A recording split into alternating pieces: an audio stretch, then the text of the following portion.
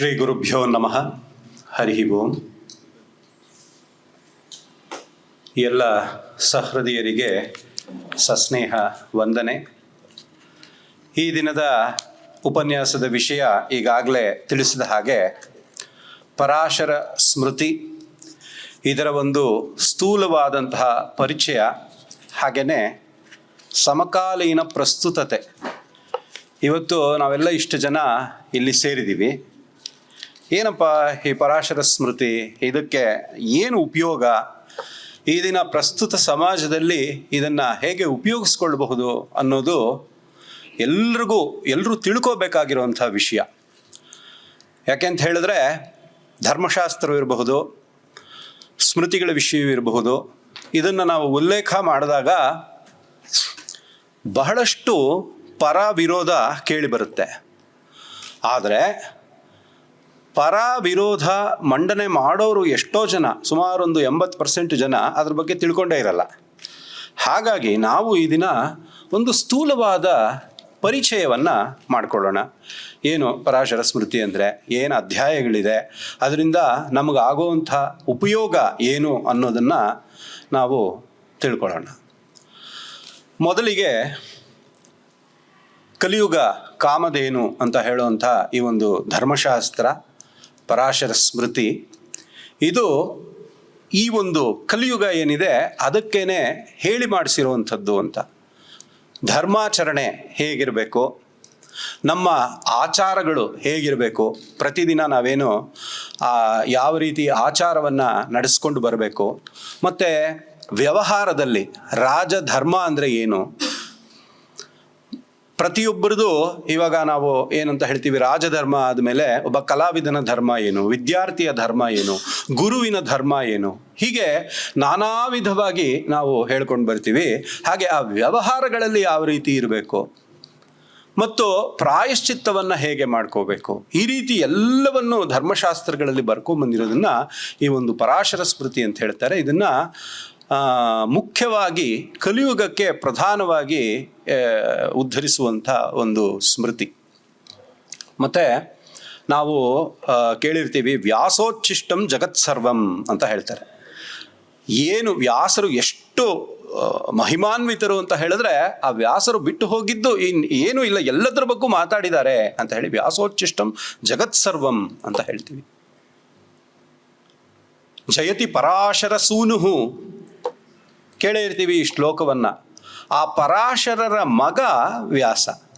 ಇಷ್ಟು ಆ ಬಾದರಾಯಣ ಸೂತ್ರಗಳನ್ನು ಬರೆದವರು, ಮಹಾಭಾರತವನ್ನು ರಚಿಸಿದವರು, ಅವ್ರ ಬಗ್ಗೆ ಹೇಳ್ತಾ ಹೋದ್ರೇ ಎಷ್ಟೋ ದಿನ ಬೇಕಾಗುತ್ತೆ. ಇಂಥ ವ್ಯಾಸರ ತಂದೆ ಪರಾಶರರು. ಅವರು ನಮಗೆಲ್ಲರಿಗೂ ನೀಡಿರುವಂತಹ ಒಂದು ಸ್ಮೃತಿ ಏನಪ್ಪ ಅಂತ ಹೇಳಿದ್ರೆ, ಇದು ಈ ಒಂದು ಪರಾಶರ ಸ್ಮೃತಿ. ಈ ಪರಾಶರ ಸ್ಮೃತಿಯನ್ನು ನಾವು ಅದೇ ಸ್ಮೃತಿಯಲ್ಲಿರುವಂತಹ ಕಡೇ ಶ್ಲೋಕದಿಂದ ಆರಂಭ ಮಾಡೋಣ. ಮೊದಲಿನ ಶ್ಲೋಕ ಬೇಡ, ಕಡೇ ಶ್ಲೋಕ.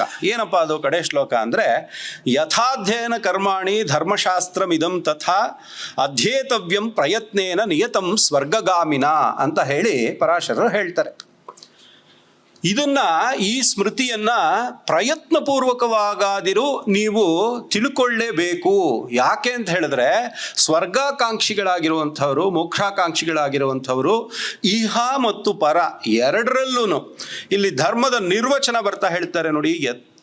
ಯಥೋಭ್ಯದ ನಿಶ್ರೇಯಸ ಹೇತು ಸಧರ್ಮ ಅಂತ ಹೇಳ್ತಾರೆ. ಅಭ್ಯುದಯ ಮತ್ತು ನಿಶ್ರೇಯಸ ಅಂದರೆ ಏನು, ಇಹದಲ್ಲಿ ನಾವು ಮಾಡಬೇಕಾಗಿರುವಂತಹ ಕರ್ತವ್ಯಗಳು ಮತ್ತು ಹೇಗೆ ನಾವು ಸತ್ವೋನ್ನತಿಯನ್ನು ಪಡೆಯಬೇಕು ಅಂತಹ ಅಭ್ಯುದಯವನ್ನು, ಮತ್ತು ಮೋಕ್ಷವನ್ನು ಪಡಬೇಕಾದ್ರೆ ನಿಶ್ರೇಯಸ, ಎರಡನ್ನೂ ಧರ್ಮ ಕೊಡುತ್ತೆ. ಹಾಗಾಗಿ ಪ್ರಯತ್ನಪೂರ್ವಕವಾಗಾದರೂ ಈ ಸ್ಮೃತಿಗಳನ್ನು, ಸ್ಮೃತಿ ವಿಚಾರವನ್ನು ತಿಳ್ಕೋಬೇಕು ಅಂತ ಹೇಳಿ ಅವರೇ ಹೇಳ್ತಾರೆ. ಯಥಾಧ್ಯಯನ ಕರ್ಮಾಣಿ ಧರ್ಮಶಾಸ್ತ್ರಮಿದಂ ತಥಾ ಅಧ್ಯೇತವ್ಯಂ ಪ್ರಯತ್ನೇನ ನಿಯತಂ ಸ್ವರ್ಗಗಾಮಿನ ಅಂತ ಹೇಳಿಬಿಟ್ರು. ಮತ್ತೆ ನಮ್ಮ ಪೂರ್ವಸೂರಿಗಳು ಏನಪ್ಪ ಹೇಳಿದ್ದಾರೆ ಅಂತ ಹೇಳಿದ್ರೆ, ಅಧೀತ್ಯ ಚತುರೋ ವೇದಾನ್ ಸಾಂಗೋಪಾಂಗಾನ್ ಪದಕ್ರಮಾನ್ ಸ್ಮೃತಿಹೀನಾನ ಶೋಭಂತೆ ಚಂದ್ರಹೀನೇವ ಶಾರ್ವರಿ ಅಂತ ಹೇಳಿದ್ರು. 4 ವೇದಗಳನ್ನು, ಉಪಾಂಗಗಳು ಮತ್ತು ಅಂಗ ಸಹಿತವಾಗಿ ವೇದಗಳನ್ನು ಓದಿದ್ರೂ ಸಹ ಸ್ಮೃತಿಹೀನಾನ ಶೋಭಂತೆ, ಈ ಸ್ಮೃತಿ ವಿಚಾರವನ್ನು ತಿಳ್ಕೊಂಡೇ ಇರೋರು ಶೋಭಿಸುವುದಿಲ್ಲ. ಯಾವುದೇ ಒಂದು ತತ್ವನಿಶ್ಚಯವಾಗಲಿ ಧರ್ಮ ನಿಶ್ಚಯವಾಗಲಿ ಮಾಡೋದಕ್ಕೆ ಬರೋದಿಲ್ಲ. ಯಾಕೆ ಅಂತ ಹೇಳಿದ್ರೆ ಚಂದ್ರಹೀನೇವ ಶಾರ್ವರಿ ಅಂತ ಹೇಳಿಬಿಟ್ರು. ಆ ಹುಣ್ಣಿಮೆಯ ದಿನ ಚಂದ್ರನೇ ಇಲ್ಲದೆ ಹೋದರೆ ಅದಕ್ಕೇನು ಶೋಭೆ? ನೋಡಿ ಎಷ್ಟು ಕಾವ್ಯಾತ್ಮಕವಾಗಿ ಈ ಸ್ಮೃತಿ ವಿಚಾರವನ್ನು ನಮ್ಮ ಪೂರ್ವಸೂರಿಗಳು ಹೇಳಿದ್ದಾರೆ ಅಂತ ಹೇಳಿದ್ರೆ, ಸ್ಮೃತಿಹೀನಾನ ಶೋಭಂತೆ ಚಂದ್ರಹೀನೇವ ಶಾರ್ವರಿ ಅಂತ ಹೇಳಿಬಿಟ್ರು. ಹಾಗಿದ್ರೆ ಏನಪ್ಪ ಈ ಸ್ಮೃತಿ ಅಂದ್ರೆ ಏನು? ಧರ್ಮಶಾಸ್ತ್ರ ಅಂತ ಹೇಳಿದ್ರೆ ಏನು ಅಂತ ಹೇಳಿದ್ರೆ, ಶ್ರುತಿಸ್ತು ವೇದೋ ವಿಜ್ಞೇಯೋ ಧರ್ಮಶಾಸ್ತ್ರಂತು ವೈಸ್ಮೃತಿ ಅಂತ. ವೇದಗಳು ಅಂತ ಹೇಳಿದ್ರೆ ಶ್ರುತಿ, ಮತ್ತೆ ಇದನ್ನ ಸ್ಮೃತಿ ಅಂತ ಹೇಳ್ತೀವಿ. ಶಂಕರಾಚಾರ್ಯ ಸ್ತುತಿಯಲ್ಲೂ ನಾವು ಕೇಳಿರ್ತೀವಿ, ಶ್ರುತಿ ಸ್ಮೃತಿ ಪುರಾಣಾನಾಂ ಆಲಯಂ ಕರುಣಾಲಯಂ ಅಂತ ಹೇಳಿ. ಹಾಗೆ ಈ ಶ್ರುತಿ ಮತ್ತು ಸ್ಮೃತಿ ಎಂಬತಕ್ಕಂಥದ್ದು ನಮ್ಮ ಎರಡು ಚಕ್ಷುಗಳು ಅಂತ ಹೇಳಿ. ಇದು ಏನನ್ನಪ್ಪ ಬೋಧಿಸುತ್ತೆ ಅಂತ ಹೇಳಿದ್ರೆ, ಈ ಧರ್ಮ ನಿರ್ವಚನ. ಧರ್ಮ ಅಂದರೆ ಏನು, ಅಧರ್ಮ ಅಂದರೆ ಏನು, ಒಳ್ಳೆಯದು ಅಂದರೆ ಏನು, ಕೆಟ್ಟದ್ದು ಅಂದರೆ ಏನು, ವ್ಯವಹಾರ ಅಂದರೆ ಹೇಗಿರಬೇಕು, ಯಾರ್ಯಾರಿಗೆ ಯಾವ್ಯಾವ ಧರ್ಮ, ಇದನ್ನೆಲ್ಲ ಬೋಧಿಸ್ತಾ ಹೋಗುತ್ತೆ. ಅದಕ್ಕೆ ಶ್ರುತಿಯಲ್ಲಿಯೇ ಹೇಳಿಬಿಟ್ಟಿದ್ದಾರೆ, ಧರ್ಮೋ ವಿಶ್ವಸ್ಯ ಜಗತಃ ಪ್ರತಿಷ್ಠಾ ಅಂತ. ಯಾವುದು ಜನರನ್ನ ಧಾರಣೆ ಮಾಡುತ್ತೋ, ಧಾರಣಾತ್ ಧರ್ಮ ಇತ್ಯಾಹುರ್ ಧರ್ಮೋ ಧಾರಯತಿ ಪ್ರಜಾ ಅಂತ ಹೇಳಿದಾಗ ಅದನ್ನು ಬೋಧನೆ ಮಾಡ್ತಾ ಇದೆ. ಈಗ ಪರಾಶರ ಸ್ಮೃತಿಯ ಕಡೆ ಸಾಲನ್ನು ನೋಡಿದ್ವಿ. ಮೊದಲನೇ ಸಾಲನ್ನು ನೋಡಿದ್ರೆ, ಅಥಾತೋ ಹಿಮಶೈಲಾಗ್ರೇ ದೇವದಾರು ವನಾಲಯೇ ವ್ಯಾಸಮೇಕಾಗ್ರಂ ಆಸೀನಂ ಅಪೃಚ್ಛನ್ ಋಷಯಃ ಪುರ. ಋಷಿಗಳೆಲ್ಲ ಬಂದು ವ್ಯಾಸರ ಹತ್ರ ಕೇಳ್ತಾರೆ, ಎಂಥ ವ್ಯಾಸ, ಜಯತಿ ಪರಾಶರ ಸೂನುಹು ವ್ಯಾಸೋಚ್ಚಿಷ್ಟಂ ಜಗತ್ಸರ್ವಂ ಅಂತ ಹೇಳಿದಂತಹ ವ್ಯಾಸರನ್ನ ಈ ಕಲಿಯುಗಕ್ಕೆ ಏನು ಧರ್ಮ, ಹೇಗೆ ನಾವು ನಡ್ಕೋಬೇಕು ಅನ್ನೋದು ತಿಳಿಸಿ ಅಂತ ಹೇಳಿದ್ರೆ, ಅವರು ಬದರಿಕಾಶ್ರಮದಲ್ಲಿ ಅವರ ತಂದೆಯಾಗಿರ್ತಕ್ಕಂಥ ಪರಾಶರರಲ್ಲಿ ಕರ್ಕೊಂಡು ಹೋಗಿ ಅಲ್ಲಿ ಈ ಒಂದು ಪರಾಶರ ಸ್ಮೃತಿಯನ್ನು ಉದ್ಧರಿಸ್ತಾರೆ. ಸ್ಥೂಲ ಪರಿಚಯ ಅಂದಿದ್ದಕ್ಕೆ ಮೊದಲನೇ ಶ್ಲೋಕ ಕಡೆ ಶ್ಲೋಕ ಎರಡನ್ನು ನಾವು ನೋಡಿದ್ವಿ. ಈಗ ಮಧ್ಯದಲ್ಲೇನಿದೆ ಅನ್ನೋದನ್ನ ಮುಂದೆ ನೋಡೋಣ. ಈಗ ಸ್ಮೃತಿಹೀನಾನ ಶೋಭಂತೆ ಚಂದ್ರಹೀನೇವ ಶಾರ್ವರಿ, ಇದೆಲ್ಲ ಪೂರ್ವ ಸೂರಿಗಳು ಏನು ಹೇಳಿದ್ರು ಅಂತ ಕೇಳಿದ್ವಿ.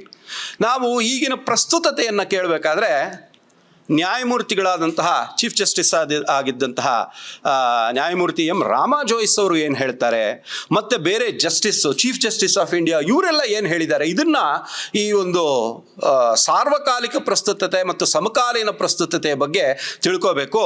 ರಾಮಾ ಜೋಯಿಸ್ರಂತೂ ಈ ವಿಷಯವಾಗಿ ತುಂಬ ಒಂದು ಕೆಲಸವನ್ನು ಮಾಡಿ ರಾಜಧರ್ಮದ ಮೇಲಾಗಲಿ ನಮ್ಮ ಕಾನ್ಸ್ಟಿಟ್ಯೂಷನಲ್ ಹಿಸ್ಟ್ರಿಯ ಬಗ್ಗಾಗಲಿ ಬಹಳಷ್ಟು ಪುಸ್ತಕಗಳನ್ನು ರಾಮಾ ಜೋಯಿಸ್ರು ಬರೆದಿದ್ದಾರೆ. ಅವರು ಹೇಳ್ತಾರೆ, ನೋಡಿ, ಧರ್ಮಶಾಸ್ತ್ರದ ಈ ಮೂಲ ತತ್ವಗಳು ಏನಿದೆ, ಇದು ಸಮಕಾಲೀನ ಸಾಂವಿಧಾನಿಕ ಕಾನೂನು, ನ್ಯಾಯಾಂಗದ ಸ್ವಾಯತ್ತತೆ ಹಾಗೂ ಸಾಮಾಜಿಕ ಸ್ವಾಸ್ಥ್ಯಕ್ಕೆ ಇದು ಸಾರ್ವಕಾಲಿಕ ಪ್ರಸ್ತುತತೆ ಇದೆ. ಈಗಿನ ಸಮಕಾಲೀನ ಅಲ್ಲ, ಸಾರ್ವಕಾಲಿಕವಾಗಿ ಪ್ರಸ್ತುತ ಇದೆ. ಮತ್ತು ಕರ್ತವ್ಯ ಆಧಾರಿತವಾದ ಒಂದು ಚೌಕಟ್ಟನ್ನು ಧರ್ಮಶಾಸ್ತ್ರ ಒದಗಿಸಿಕೊಡುತ್ತೆ. ಏನಕ್ಕಿದು? ಇವರು ಕರ್ತವ್ಯ ಆಧಾರಿತವಾದ ಚೌಕಟ್ಟನ್ನು ಒದಗಿಸಿಕೊಟ್ಟಿದೆ ಅಂತ ಹೇಳ್ತಾ ಇದ್ದಾರೆ. ನಮ್ಮ ಈಗಿನ ಇಂಪೋರ್ಟೆಡ್ ಜೂರಿಸ್ಪ್ರುಡೆನ್ಸ್ ಅನ್ನೋದೇನಿದೆ, ಎರವಲು ಪಡೆದಂತಹ ಒಂದು ಜೂರಿಸ್ಪ್ರುಡೆನ್ಸ್ ಏನಿದೆ, ಅದು ರೈಟ್ಸ್ ಬೇಸ್ಡ್ ಕಾನ್ಸ್ಟಿಟ್ಯೂಷನ್ ಆಗಿರುತ್ತೆ ಪ್ರಧಾನತಃ. ಅದರಲ್ಲಿ ಡ್ಯೂಟಿ ಇಲ್ಲ ಅಂತಲ್ಲ, ರೈಟ್ಸ್ ಬೇಸ್ಡ್. ಎಲ್ಲದಕ್ಕೂ ಇದು ನನ್ನ ಹಕ್ಕು, ಇದು ನನಗೆ ಬೇಕಾಗಿರೋದು, ಇದನ್ನು ನಾವು ಸಾಧಿಸ್ಕೊಳ್ತೀವಿ. ಅದು ಆ ಒಂದು ಪಾಶ್ಚಾತ್ಯರಿಂದ ಬಂದಿರತಕ್ಕಂತಹ ಎರವಲು ಪಡೆದಿರೋದರಲ್ಲಿ ಪ್ರಧಾನವಾಗಿ ರೈಟ್ಸ್ ಬೇಸ್ಡ್ ಇರುತ್ತೆ. ಇವರು ಹೇಳಿರೋದೇನಪ್ಪ ಅಂತ ಹೇಳಿದ್ರೆ, ಕರ್ತವ್ಯ ಆಧಾರಿತವಾಗಿರುವಂಥದ್ದು. ನಮ್ಮ ಜೂರಿಸ್ಪ್ರುಡೆನ್ಸಲ್ಲಿ, ಭಾರತೀಯ ಜೂರಿಸ್ಪ್ರುಡೆನ್ಸಲ್ಲಿ ಬಾಧ್ಯತೆಗಳೇನು, ನನ್ನ ಕರ್ತವ್ಯವೇನು, ಒಂದು ಕೆಲಸವನ್ನು ನಾನು ಮಾಡಿಲ್ಲ, ಅಲ್ಲಿ ಚ್ಯುತನಾಗಿದ್ದೀನಿ ಅಂತ ಹೇಳಿದ್ರೆ ಅದರಿಂದ ಬರುವಂತಹ ಪಾಪ ಅಂದರೆ ಏನು, ಅದಕ್ಕೆ ಪ್ರಾಯಶ್ಚಿತ್ತವೇನು, ಇಲ್ಲಿ ನಮಗೆ ಗೊತ್ತಾಯ್ತಲ್ಲ ಒಂದು ಸಟಲ್ ಡಿಫರೆನ್ಸು. ಇದು ರೈಟ್ಸ್ ಬೇಸ್ಡ್ ಅನ್ನೋದಕ್ಕಿಂತ ಡ್ಯೂಟಿ ಮೇಲೆ ಹೆಚ್ಚು ಒತ್ತನ್ನು ಕೊಡುವಂತಹ ಒಂದು ಧರ್ಮಶಾಸ್ತ್ರ ವಿಧಾನ. ನಮ್ಮ ಇಡೀ ಒಂದು ವರ್ಲ್ಡ್ ವ್ಯೂ ಅನ್ನೋದೇನಿರುತ್ತೆ ಅದು ರೂಪಿತವಾಗಿರುವಂಥದ್ದೇ ಈ ಒಂದು ಧರ್ಮಶಾಸ್ತ್ರಗಳಿಂದ. ಹಾಗೆಯೇ ಘನತೆವೆತ್ತ ಜಸ್ಟಿಸ್ ಪ್ರತಿಭಾ ಎಂ ಸಿಂಗ್ ಇವರು ಏನಂತ ಹೇಳ್ತಾರೆ ಅಂದರೆ, ಇಂಡಿಯನ್ ವಿಮೆನ್ ಆರ್ ಬ್ಲೆಸ್ಡ್. ಇವಾಗ ಮನುಸ್ಮೃತಿ ಇರಬಹುದು, ಪರಾಶರ ಸ್ಮೃತಿ ಆಗಿರಬಹುದು, ಅವರು ಹೇಗೆ ಒಂದು ಸ್ತ್ರೀ ಸಂವೇದನೆ, ಸ್ತ್ರೀಯರಿಗೆ ಹೇಗೆ ಒಂದು ಉನ್ನತ ಮಟ್ಟದ ಸ್ಥಾನವನ್ನು ಕೊಟ್ಟಿದ್ದಾರೆ ಅನ್ನೋದನ್ನು 2022ರಲ್ಲಿ ಇವರೇ ಉದ್ಧರಿಸಿದ್ದಾರೆ. ಯಾಕೆ ಅವರು ಹೇಳಿದ್ರು ಅನ್ನೋದನ್ನು ಶ್ಲೋಕದ ಸಮೇತವಾಗಿ ನಾವು ಮುಂದೆ ಪ್ರೆಸೆಂಟೇಷನಲ್ಲಿ ನೋಡೋಣ. ಇನ್ನು ನಮ್ಮ ಜಸ್ಟಿಸ್ ಧರ್ಮಾಧಿಕಾರಿ ಅಂತ ಹೇಳಿ ಅವರು ನೋಡಿ ಏಪ್ರಿಲ್ 2026 ಹೇಳಿರುವಂಥದ್ದು ಅರ್ಥಶಾಸ್ತ್ರವಾಗಿರಬಹುದು, ಇಂಡಿಕ್ ವ್ಯಾಲ್ಯೂಸ್ ಇರಬಹುದು, ಇದನ್ನೆಲ್ಲ ನ್ಯಾಷನಲ್ ಲಾ ಯೂನಿವರ್ಸಿಟಿಯಲ್ಲಿ ಪಾಠ ಮಾಡಬೇಕು. ಯಾಕೆ ಅಂತ ಹೇಳಿದ್ರೆ ನಮ್ಮ ಈಗಿನ ಕಾಲದ ಜೆನ್ಸಿ ಅಂತ ನಾವೇನು ಹೇಳ್ತೀವಿ, ಇವರುಗಳು most disconnected from the roots. ಹಾಗಾಗಿ ನಮ್ಮೆಲ್ಲರ ಒಂದು ಬಾಧ್ಯತೆ ಏನಪ್ಪಾ ಇದೆ, ಗುರುತರವಾದಂತಹ ಜವಾಬ್ದಾರಿ ಏನಿದೆ ಅಂತ ಹೇಳಿದ್ರೆ ಅರ್ಥಶಾಸ್ತ್ರವನ್ನಾಗಲಿ, IKS ಆಗಲಿ, ಇಂಡಿಯನ್ ನಾಲೆಡ್ಜ್ ಸಿಸ್ಟಮ್ಸ್ ಆಗಲಿ, ಅದನ್ನ ಅವರಿಗೆ ಸರಿಯಾದ ರೀತಿಯಲ್ಲಿ ಪಾಠ ಮಾಡಬೇಕು ಅಂತ ಹೇಳ್ತಾರೆ. ಅದೇ ರೀತಿ ಜಸ್ಟಿಸ್ ಸ್ವಾಮಿನಾಥನ್ ಅವರು ಈಗ ಯಾವುದೇ ಒಂದು ಕಾನೂನಿನ ವಿಷಯವನ್ನು ತಗೊಂಡ್ರೆ ಲ್ಯಾಟಿನ್ ಮ್ಯಾಕ್ಸಿಮ್ಸ್ ಅನ್ನು ನಾವು ಕೋಟ್ ಮಾಡಿಬಿಡ್ತೀವಿ. ಎಲ್ಲಿ ಪ್ರತಿ ಪುಸ್ತಕ ತೆಗೆದ್ರೂ ಲ್ಯಾಟಿನ್ನಲ್ಲಿರುತ್ತೆ. ಸಂಸ್ಕೃತ ನ್ಯಾಯದ್ದಿಲ್ವೇ? ಇವತ್ತು ನಮ್ಮ ಪೂಜ್ಯ ಪಾಂಡುರಂಗಿ ಅವರ ಹೆಸರಿನಲ್ಲಿ ಮಾಡ್ತಾ ಇರುವಂತಹ ದತ್ತಿ ಉಪನ್ಯಾಸ ಇದು. ಸಂಸ್ಕೃತ ನ್ಯಾಯಶಾಸ್ತ್ರದ ಬಗ್ಗೆ ಎಷ್ಟು ಪುಸ್ತಕಗಳು ಅಂತ ಮಹನೀಯರು ಉದ್ಧರಿಸಿರ್ತಾರೆ. ಜಸ್ಟಿಸ್ ಸ್ವಾಮಿನಾಥನ್ ಅವರು ಅದನ್ನೇ ಹೇಳ್ತಾ ಇರ್ತಾರೆ ನೋಡಿ, one need not shy away from citing our own heritage and sources. It can be in Sanskrit, Tamil or any other ದೇಶ ಭಾಷೆಗಳು, ಯಾವುದೇ ಒಂದು ದೇಶ ಭಾಷೆಗಳಲ್ಲಿದ್ದರೂ. ಯಾಕೆಂದರೆ ನಮ್ಮ ನ್ಯಾಯ ವ್ಯವಸ್ಥೆ, ನ್ಯಾಯಶಾಸ್ತ್ರ ಅಂತ ಹೇಳಿದ್ರೆ ಅಷ್ಟು ಪುಸ್ತಕಗಳಿದೆ. ಅದನ್ನ ಯಾಕೆ ನಾವು ಮಾಡಬಾರ್ದು? ಲ್ಯಾಟಿನ್ ಮ್ಯಾಕ್ಸಿಮ್ಗಳನ್ನು ಯಾಕೆ ಕೋಟ್ ಮಾಡ್ತಾ ಇದ್ದೀವಿ? ಇಂಡಿಯನ್ ನಾಲೆಡ್ಜ್ ಸಿಸ್ಟಮ್, ಭಾರತೀಯ ಏನು ಜ್ಞಾನ ಪರಂಪರೆ ಇದೆ, ಅದನ್ನು ತೆಗೆದು ಮಾಡೋಣ ಅಂತ ಹೇಳ್ತಿದ್ವಿ. ಇದು ಕಾಂಟೆಂಪರರಿ ರೆಲೆವೆನ್ಸ್ ಅಂತ ಪೂರ್ವ ಸೂರಿಗಳು ಕಾವ್ಯಾತ್ಮಕವಾಗಿ ಹೇಳಿದ್ರು. ಈಗಿನ ಜಸ್ಟಿಸ್ಗಳು ಮತ್ತು ನಮ್ಮ ಚೀಫ್ ಜಸ್ಟಿಸ್, ನಮ್ಮ ಈಗಿನ ಚೀಫ್ ಜಸ್ಟಿಸ್ ಸೂರ್ಯಕಾಂತ್ ಸಾಹೇಬರು ಅವರು 15 ದಿನದ ಹಿಂದೆ ಹೇಳಿರುವಂಥದ್ದು, ಇಂಡಿಯನ್ ಕಾನ್ಸೆಪ್ಟ್ ಆಫ್ ಧರ್ಮ ಪ್ರೀಡೇಟ್ಸ್ ಕಾಮನ್ ಲಾ. ಕಾಮನ್ ಲಾ ಅನ್ನೋದಕ್ಕಿಂತ ಶತಮಾನಗಳ ಹಿಂದೆ ಇದ್ದಂಥದ್ದು ಈ ಒಂದು ಇಂಡಿಯನ್ ಕಾನ್ಸೆಪ್ಟ್ ಆಫ್ ಧರ್ಮ ಅಂತ. ಧರ್ಮ ಅನ್ನೋದು ತುಂಬ ಸೂಕ್ಷ್ಮ ಗ್ರಾಹಿಗಳಿಗೆ ಮಾತ್ರ ಅರ್ಥವಾಗುವಂಥದ್ದು, ತುಂಬ ಸೂಕ್ಷ್ಮ. ಅದು ಯಾವುದು ಧರ್ಮ ಯಾವುದು ಅಧರ್ಮ ಅನ್ನೋಂಥದ್ದು ಸೂಕ್ಷ್ಮ ಗ್ರಾಹಿಗಳಿಗೆ ತಿಳ್ಕೊಳ್ಳುವಂಥದ್ದು. ಅದಕ್ಕೆ ಅವ್ರು ಹೇಳ್ತಾರೆ rule of law and judicial independence ಅನ್ನೋಂಥದ್ದು ನಾವು ಎರವಲು ಪಡೆದಂತಹ ಯಾವುದೇ ಆದಂತಹ ಕಾನ್ಸೆಪ್ಟ್ ಅಲ್ಲ. ಇದು ಇಂಡಿಯನ್ ಜೂರಿಸ್ಪ್ರುಡೆನ್ಸ್ ಆಗಿದೆ, ಇಂಪೋರ್ಟೆಡ್ ಜೂರಿಸ್ಪ್ರುಡೆನ್ಸ್ ಅಲ್ಲ ಅಂತ ಸಾಕ್ಷಾತ್ ನಮ್ಮ ಯಾರು ಚೀಫ್ ಜಸ್ಟಿಸ್ ಸೂರ್ಯಕಾಂತ್ ಅವರಿದ್ದಾರೆ, ಅವರು ಜಸ್ಟ್ ಒಂದು 15 ದಿನದ ಹಿಂದೆ ಹೇಳಿರೋದು ಇಂಡಿಯನ್ ಕಾನ್ಸೆಪ್ಟ್ ಆಫ್ ಧರ್ಮ ಪ್ರಿಡೇಟ್ಸ್ ಕಾಮನ್ ಲಾ ಅಂತ. ಹೀಗೆ ಎಲ್ಲ ಚೀಫ್ ಜಸ್ಟಿಸ್ ಇರಬಹುದು, ಬಹಳ ಘನಿತವೆತ್ತ ಈ ಪೊಸಿಷನ್ಸಲ್ಲಿ ಇರೋರು ಹೇಳಿದ್ದಾರೆ. ಯಾಕೆ ಹೇಳಿದ್ದಾರೆ ಏನು ಅನ್ನೋದನ್ನು ನಾವು ನೋಡ್ಕೊಂಡು ಬಂದ್ಬಿಡೋಣ. ಈ ಒಂದು ಏನೋ ಪರಾಶರ ಸ್ಮೃತಿ ಅನ್ನುವಂಥದ್ದು ಏನಿದೆ, ಇದರಲ್ಲಿ 3 ಭಾಗಗಳಾಗಿ ಇದನ್ನು ವಿಂಗಡಿಸಬಹುದು. ಒಂದು ಆಚಾರ, ಮತ್ತೊಂದು ಪ್ರಾಯಶ್ಚಿತ್ತ ಧರ್ಮ, ಇನ್ನೊಂದು ವ್ಯವಹಾರ ಅಂತ 3 ಕಾಂಡಗಳನ್ನಾಗಿ ವಿಂಗಡಿಸಬಹುದು. ಇದೇನೋ ಸ್ವಲ್ಪ ಬೇರೆ ಬರ್ತಾ ಇದೆ, ಫುಲ್ ಸ್ಕ್ರೀನ್ ಮಾಡಬೇಕಾ?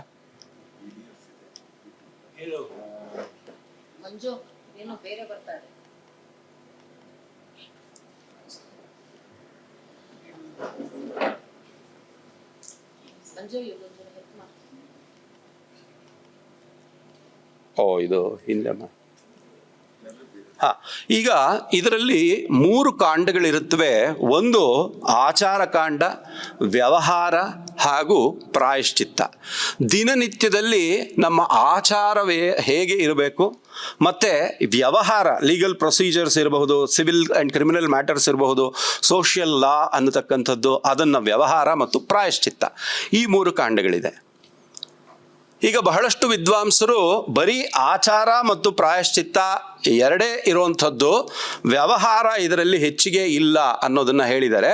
ಯಾಕೆ ವ್ಯವಹಾರವನ್ನು ಇಲ್ಲಿ ತಂದಿದ್ದೀವಿ ಅಂತ ಹೇಳಿದ್ರೆ, ಪರಾಶರ ಮಾಧವೀಯ ಎಂಬತಕ್ಕಂತಹ ಒಂದು ಟೀಕಾ ಗ್ರಂಥ ಅಥವಾ ನಿಬಂಧ ಗ್ರಂಥ,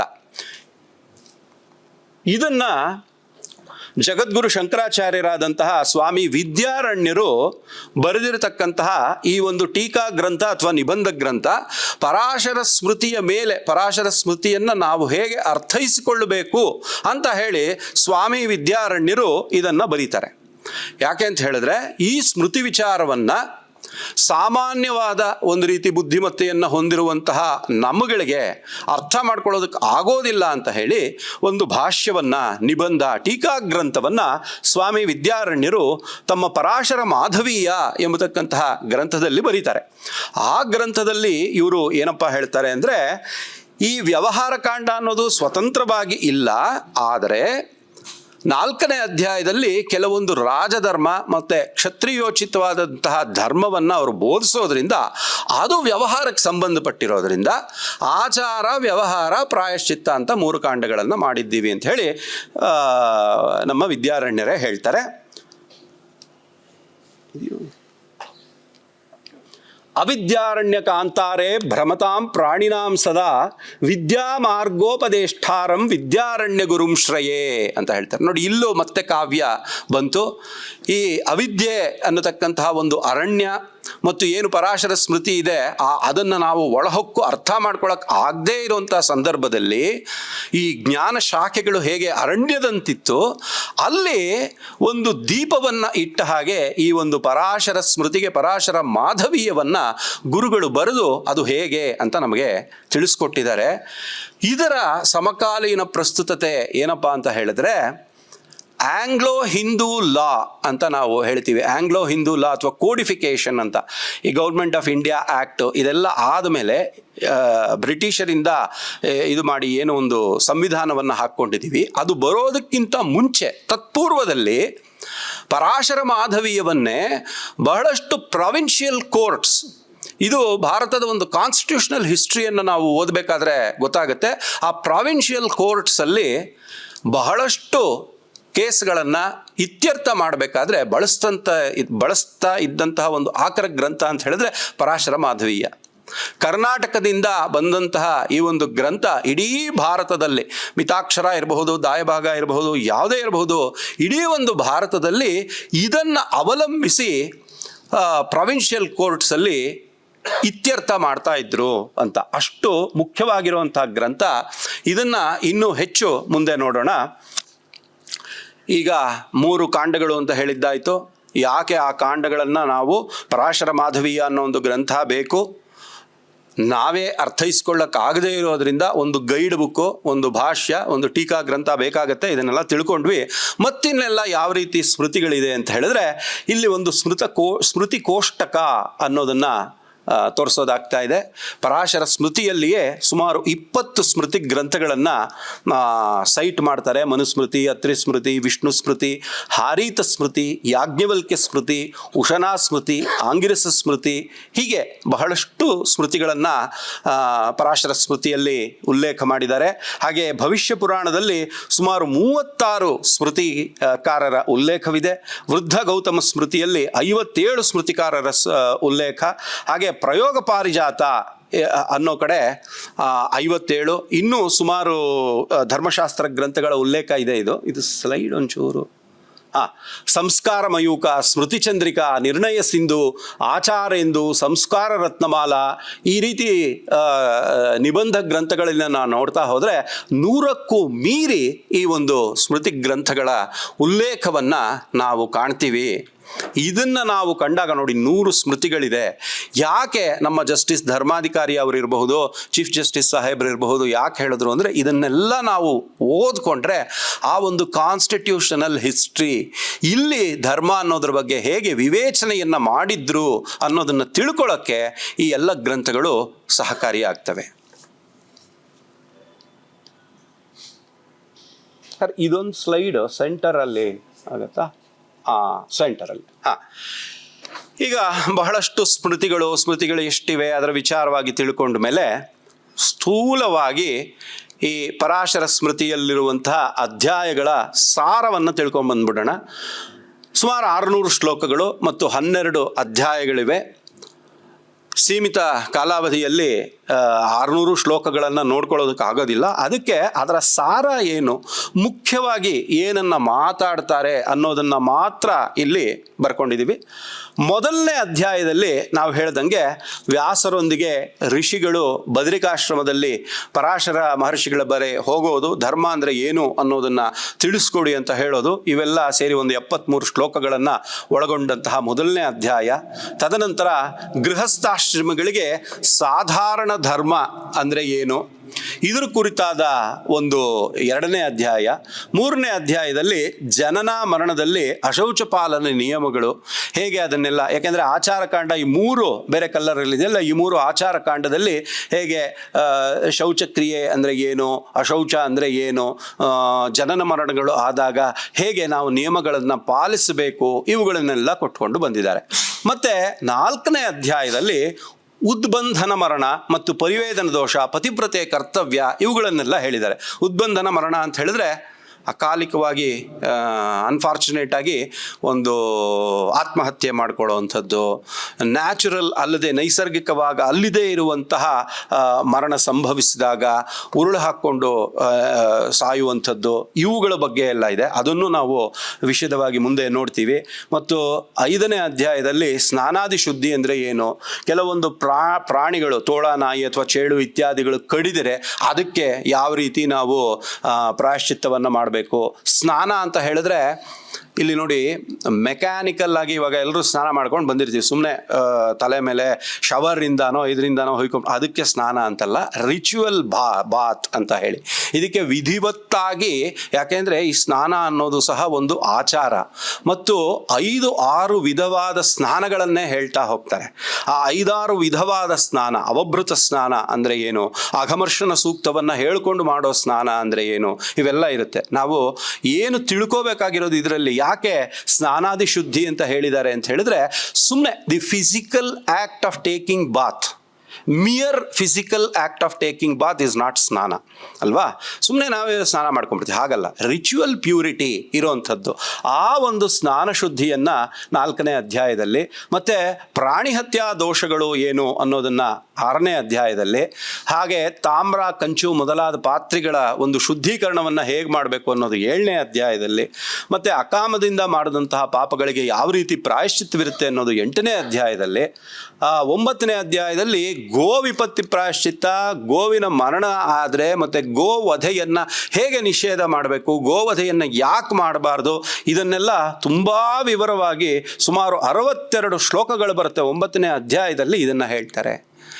ಈಗ ನಾವೇನು directive principles of state policy ಅಂತ ಹೇಳ್ತೀವಿ, ಇದರ ಸಮಕಾಲೀನ ಪ್ರಸ್ತುತತೆ ಏನಪ್ಪ ಅಂತ ಹೇಳಿದ್ರೆ, ಡೈರೆಕ್ಟಿವ್ ಪ್ರಿನ್ಸಿಪಲ್ಸ್ ಆಫ್ ಸ್ಟೇಟ್ ಪಾಲಿಸಿಯಲ್ಲಿ ಸಹ ಏನು ಹೇಳಿದ್ದಾರೆ ಅವೆಲ್ಲ ಇದರಿಂದಾನೇ ಇನ್ಸ್ಪೈರ್ ಆಗಿರೋದು, ಇದರಿಂದಾನೇ ತಗೊಂಡು ಅವರು ಬರೆದಿರೋದು. ಹೇಗೆ ಗೋವಂಶವನ್ನು ನಾವು ಕಾಪಾಡ್ಕೋಬೇಕು ಅನ್ನೋದನ್ನು ಹೇಳೋದಕ್ಕೆ ನೋಡಿ, ಈ ಗೋ ವಿಪತ್ತಿ ಪ್ರಾಯಶ್ಚಿತ್ತ ಇರ್ಬೋದು, ಗೋವಿನ ಮರಣದಲ್ಲಿ ಯಾವ ರೀತಿ ಪ್ರಾಯಶ್ಚಿತ್ತ ನಿರೂಪಣೆ ಮಾಡೋದು ಅನ್ನೋದನ್ನೆಲ್ಲ 9ನೇ ಅಧ್ಯಾಯದಲ್ಲಿದೆ. ಈ ಒಂದೊಂದು ಅಧ್ಯಾಯವನ್ನು ಒಂದೊಂದು 2 ಶ್ಲೋಕ ತಗೊಂಡು ಮುಂದೆ ನೋಡೋಣ ಕಾಲಾವಕಾಶ ಇದ್ದ ಹಾಗೆ. ಮತ್ತು 10ನೇ ಅಧ್ಯಾಯದಲ್ಲಿ ಚಾಂದ್ರಾಯಣ ವ್ರತ ಅಂತ ಹೇಳಿ ಒಂದು ಸುಮಾರು ವ್ರತಗಳ ಬಗ್ಗೆ ಹೇಳ್ತಾರೆ. ಕುಕ್ಕುಟಾಂಡ ಪ್ರಮಾಣ ಅಂತ ಒಂದು ಬರುತ್ತೆ, ಆಗಮ್ಯಾಗಮನ ಪ್ರಾಯಶ್ಚಿತ್ತ, ಈ ರೀತಿಯಾದಂತಹ ಟಾಪಿಕ್ಸ್ನೆಲ್ಲ 10ನೇ ಅಧ್ಯಾಯದಲ್ಲಿ ಮಾಡಿದ್ರೆ, ಅಮೇಧ್ಯ ಭೋಜನ ಮತ್ತು ಪಂಚಗವ್ಯ ಅಂದರೆ ಏನು, ಯಾವುದನ್ನು ತಿನ್ನಬೇಕು ಯಾವುದನ್ನು ತಿನ್ನಬಾರದು, ಇವುಗಳನ್ನೆಲ್ಲ 11ನೇ ಅಧ್ಯಾಯದಲ್ಲಿ ಮಾಡಿದ್ರೆ, ಸಕಲ ಪ್ರಾಯಶ್ಚಿತ್ತ ನಿರ್ಣಯ ಎಂಬತಕ್ಕದ್ದನ್ನು ಒಂದು 12ನೇ ಅಧ್ಯಾಯದಲ್ಲಿ ತುಂಬ ದೊಡ್ಡ ಚಾಪ್ಟರು, ಸುಮಾರು 80 ಶ್ಲೋಕಗಳನ್ನು ಒಳಗೊಂಡಂತಹ 12ನೇ ಅಧ್ಯಾಯದಲ್ಲಿ ಸಕಲ ಪ್ರಾಯಶ್ಚಿತ್ತ ನಿರ್ಣಯವನ್ನು ಅವರು ಹೇಳ್ತಾರೆ. ಈ 11ನೇ ಅಧ್ಯಾಯ ತುಂಬ ಸಮಕಾಲೀನ ಪ್ರಸ್ತುತತೆ ಇದೆ, ತುಂಬ ಮುಖ್ಯ. ಯಾಕೆ ಅಂತ ಹೇಳಿದ್ರೆ, ಏನನ್ನು ತಿನ್ನಬಹುದು ಏನನ್ನು ತಿನ್ನಬಾರದು, ಯಾವುದು ಧರ್ಮ ಯಾವುದು ಅಧರ್ಮ, ಈ ವಿವೇಚನೆ ನಮ್ಮೆಲ್ಲರಿಗೂ ಬೇಕಾಗಿರುವಂಥದ್ದು. ನುರಿತ ವೈದ್ಯರು ಏನಪ್ಪ ಹೇಳ್ತಾರೆ ಅಂದರೆ, ನಮಗೆ ಬರೋವಂಥ 90% ಕಾಯಿಲೆಗಳು ಬರೋದೇನೆ ಇಲ್ಲಿಂದ. ಏನನ್ನು ತಿನ್ನಬಾರ್ದು ಅದರ ಸೇವನೆ ನಡೀತಾ ಇದೆ, ಗೊತ್ತಿದ್ದೋ ಗೊತ್ತಿಲ್ಲದೇನೋ. ಮತ್ತು ಅದರಲ್ಲಿ ತುಂಬ ಬೆರಕೆಗಳು ತುಂಬ ಇರುತ್ತೆ, ಮಾಲಿನ್ಯ ಪ್ಯೂರ್ ಆಗಿ ಇಲ್ಲದೆ ಇರೋವಂಥದ್ದು, ಅದರ ಒಂದು ಸೇವನೆ ಇರುತ್ತೆ. ಮತ್ತು ಪಂಚಗವ್ಯ ಎಲ್ರಿಗೂ ತಿಳಿದಿರೋ ಹಾಗೇ ಗೋ ಉತ್ಪನ್ನಗಳು 5 ಮಿಕ್ಸ್ ಮಾಡಿ ಮಾಡೋದು, ಪಂಚಗವ್ಯವನ್ನು ಹೇಗೆ ಮಾಡೋದು, ಇದಕ್ಕೆಲ್ಲ ಆಕಾರ ಗ್ರಂಥ ಪರಾಶರ ಸ್ಮೃತಿಯಲ್ಲಿ ಬರುತ್ತೆ. ಇದು ಡೈಲಿ ಮಾಡೋದೇ ಅಲ್ವಾ, ಒಂದು ಪಂಚಗವ್ಯ ಪ್ರಾಶನವನ್ನು ಮಾಡೇ ಮಾಡ್ತೀವಿ ಪ್ಯೂರಿಫಿಕೇಷನ್ಗೋಸ್ಕರ. ಅದೆಲ್ಲನೂ ಒಂದು 11ನೇ ಅಧ್ಯಾಯದಲ್ಲಿ ಅದನ್ನು ಹೇಳಿದ್ದಾರೆ. ಮತ್ತು ಪರಾಶರ ಸ್ಮೃತಿ ನೋಡಿ, ಒಂದೊಂದು ದೇಶ ಕಾಲಗಳಿಗೆ ಅನುಗುಣವಾಗಿ ಒಂದೊಂದು ಸ್ಮೃತಿ ಇರುತ್ತೆ. ಕಲಿಯುಗಕ್ಕೆ ಪ್ರಿಸ್ಕ್ರೈಬ್ ಮಾಡಿರೋದು ಯಾವುದಪ್ಪ ಅಂತ ಹೇಳಿದ್ರೆ ಪರಾಶರ ಸ್ಮೃತಿ. ಕಲೌ ಪರಾಶರ ಸ್ಮೃತಾಹ ಅಂತ ಹೇಳ್ತಾರೆ. ಒಂದೊಂದು ಯುಗಕ್ಕೆ ಒಂದೊಂದು ಸ್ಮೃತಿ. ಎಷ್ಟೋ ಜನ ಧರ್ಮಶಾಸ್ತ್ರಗಳನ್ನು ಬಹಳ ಬಿಗುವಾಗಿರುವಂಥದ್ದು, ತುಂಬ ರಿಜಿಡ್, ಇನ್ಫ್ಲೆಕ್ಸಿಬಲ್ ಅಂತ ಹೇಳ್ತಾರೆ. ಆದರೆ ಫ್ಲೆಕ್ಸಿಬಿಲಿಟಿ ಎಲ್ಲಿದೆ ಅಂದರೆ ಇಲ್ಲೇ ಇದೆ. ದೇಶ ಕಾಲಕ್ಕೆ ಯಾಕಷ್ಟು ಸ್ಮೃತಿಗಳು ಬೇಕಾಗಿತ್ತು ನಮಗೆ? 100 ಸ್ಮೃತಿಗಳನ್ನು ನೋಡಿದ್ವಿ ನಾವು. ಪರಾಶರರಲ್ಲೇ 20 ಸ್ಮೃತಿಗಳನ್ನು ನೋಡಿದ್ವಿ. ಯಾಕಿದೆ ಅಂತ ಹೇಳಿದ್ರೆ, ಆಯಾ ದೇಶ ಕಾಲಗಳಿಗೆ ಅನುಗುಣವಾಗಿ ಯಾವುದು ಧರ್ಮ ಯಾವುದು ಅಧರ್ಮ ಅಂತ ಬೋಧನೆ ಮಾಡಿರುವಾಗ ಬಿಗುವು ಎಲ್ಲಿ, ರಿಜಿಡಿಟಿ ಎಲ್ಲಿದೆ? ಅದೇ ಫ್ಲೆಕ್ಸಿಬಿಲಿಟಿ. ಆ ಫ್ಲೆಕ್ಸಿಬಿಲಿಟಿಯನ್ನು ಇಲ್ಲಿ ತೋರಿಸ್ತಾ ಇದೆ. ಅವರೇನಂತ ಹೇಳ್ಬಿಡ್ತಾರಪ್ಪ ಅಂದರೆ, ಯುಗ ಸ್ವರೂಪ, ಈ ಕಲಿಯುಗದ ಸ್ವರೂಪ ಹೇಗಿದೆ? ಕಲೌ ಹಿ ಪಾಪ ಬಾಹುಳ್ಯಂ ದೃಶ್ಯತೆ ಸ್ಮರ್ಯತೆ ಪಿಚ ನರಾಹ ಪ್ರಾಯೋಲ್ಪ ಸತ್ವಾಹ ಅಂತ ಹೇಳ್ತಾರೆ. ಅಂದರೆ ಈ ಕಲಿಯುಗದಲ್ಲಿ ಪಾಪ ಬಾಹುಳ್ಯವಿದೆ ಅಂತ ಸ್ಮೃತಿಯಲ್ಲೇ ಹೇಳ್ಬಿಟ್ಟಿದ್ದಾರೆ. ಇಲ್ಲಿ 1 ಪಾಲು ಧರ್ಮ 3 ಪಾಲು ಅಧರ್ಮ. ಕಲಿಯುಗದಲ್ಲಿ ನಾವು ಒಂದು ವೃತ್ತಪತ್ರಿಕೆಯನ್ನು ನಾವು ತೆಗೆದುಕೊಂಡ್ರೇ ನಾವು ನೋಡ್ತೀವಿ, ಇವತ್ತಿನ ದಿನ ಕಲೌಹಿ ಪಾಪ ಬಾಹುಳ್ಯಂ 100% ನಿಜ. ಹಿಂದಿನ ಯುಗಗಳಲ್ಲಿ ಕೊಟ್ಟಂತಹ ಧರ್ಮವನ್ನು ಆಚರಣೆಗೆ ಕೊಟ್ಟರೆ ಖಂಡಿತವಾಗಿಯೂ ಮಾಡೋದಕ್ಕೆ ಆಗೋದಿಲ್ಲ. ಯಾಕಾಗೋದಿಲ್ಲ ಅಂತ ಹೇಳಿದ್ರೆ, ನರಾಹ ಪ್ರಾಯೋಲ್ಪ ಸತ್ವಾಹ, ಅವರಲ್ಲಿ ಅಷ್ಟು ಶಕ್ತಿ ಇಲ್ಲ. ಧರ್ಮಾಚರಣೆ ಮಾಡೋದ್ರಲ್ಲಿ ಅವರಿಗೆ ಯುಗ ಸ್ವರೂಪ, ಯುಗವೇ ಹಾಗೆ ಹೇಳ್ತಾ ಇದೆ. ಹಿಂದಿನ ಆಚಾರವನ್ನು ನಮಗೆ ಕೊಟ್ಟರೆ ಅದನ್ನು ನಾವೊಂದು 5% ಕೂಡ ಪಾಲಿಸೋದಕ್ಕೆ ಶಕ್ತಿ ಇಲ್ಲದೇ ಇರುವಂತಹ ಸಂದರ್ಭದಲ್ಲಿ ಈ ಯುಗಕ್ಕೆ ಪರಾಶರರು ಅವರ ಒಂದು ಅಪಾರವಾದ ಕಾರುಣ್ಯದಿಂದ ಯಾವ ಒಂದು ಆಚರಣೆಯನ್ನು ಮಾಡಿದ್ರೆ ನೀವು ಸತ್ವೋನ್ನತಿಯನ್ನು ಪಡಿತೀರಿ ಅಂತ ಹೇಳಿ ತಿಳಿಸ್ಕೊಟ್ಟಿದ್ದಾರೆ. ಹಾಗೆ ಏನಪ್ಪ ಈ ಪಾಪಬಾಹುಳ್ಯ ಏನಕ್ಕೆ ಆಗ್ತಾ ಇದೆ ಅಂತ ಹೇಳಿದ್ರೆ, ಸೀದಂತಿ ಚಾಗ್ನಿಹೋತ್ರಾಣಿ ಗುರುಪೂಜಾ ಪ್ರಣಶ್ಯತಿ ಕುಮಾರ್ಯಶ್ಚ ಪ್ರಸೂಯಂತೆ ತಸ್ಮಿನ್ ಕಲಿಯುಗೆ ಸದಾ ಅಂತ ಹೇಳಿ. ಅಂದರೆ ಅಗ್ನಿಹೋತ್ರವನ್ನು ಮಾಡೋದು ನಿಲ್ತಾ ಹೋಗುತ್ತೆ. ಗುರುಪೂಜೆ ಮತ್ತು ಗುರುಗಳನ್ನು ಗೌರವಿಸೋದು ಕಡಿಮೆ ಆಗ್ತಾ ಹೋಗುತ್ತೆ. ಇವಾಗ ಸರ್ ಹತ್ರ ಮಾತಾಡ್ತಾ ಇದ್ವಿ ಇಲ್ಲಿ ಬರೋದಕ್ಕಿಂತ ಮುಂಚೆ, ಯಾವ ರೀತಿ ಗುರುಗಳನ್ನು, ಒಂದು ಗುರು ಅಂದರೆ ಬೇರೆ ಅಲ್ಲ, ದೇವರು ಅಂದರೆ ಬೇರೆ ಅಲ್ಲ, ಆ ರೀತಿ ನಾವು ದೇವತೆಗಳ ಹಾಗೆ ನೋಡ್ತಾ ಇದ್ವಿ. ಈಗ ಜೆನ್ಸಿಗಳನ್ನು ನೋಡಿದ್ರೆ ಅವ್ರು ಹೇಳ್ತಾರೆ, ಯಾಕಪ್ಪ ನನಗೆ ಇನ್ಫಾರ್ಮೇಷನ್ ಎಲ್ಲ ಇಂದನೇ ಸಿಗುತ್ತಲ್ಲ, ಏನು ಗುರುಗಳೇನು ಮಹಾ ಅನ್ನೋ ಮಟ್ಟಕ್ಕೆ ಮಾತಾಡ್ಬಿಡ್ತಾರೆ. ಯಾಕೆ ಅಂತ ಹೇಳಿದ್ರೆ, ಕಲೌಹಿ ಪಾಪ ಬಾಹುಳ್ಯಂ, ಅಲ್ಲಿ ಸತ್ವ ಅನ್ನೋದೇ ಕಡಿಮೆ ಆಗಿ ಹೋಗ್ತಾ ಇದೆ. ಇದು ಯುಗ ಸ್ವರೂಪ. ಇದನ್ನು ಪರಾಶರರು ಹೇಳ್ತಾ ಹೋಗ್ತಾರೆ. ಗುರುಗಳು ಅಂದರೆ ನಮಗೆ ದೇವರು.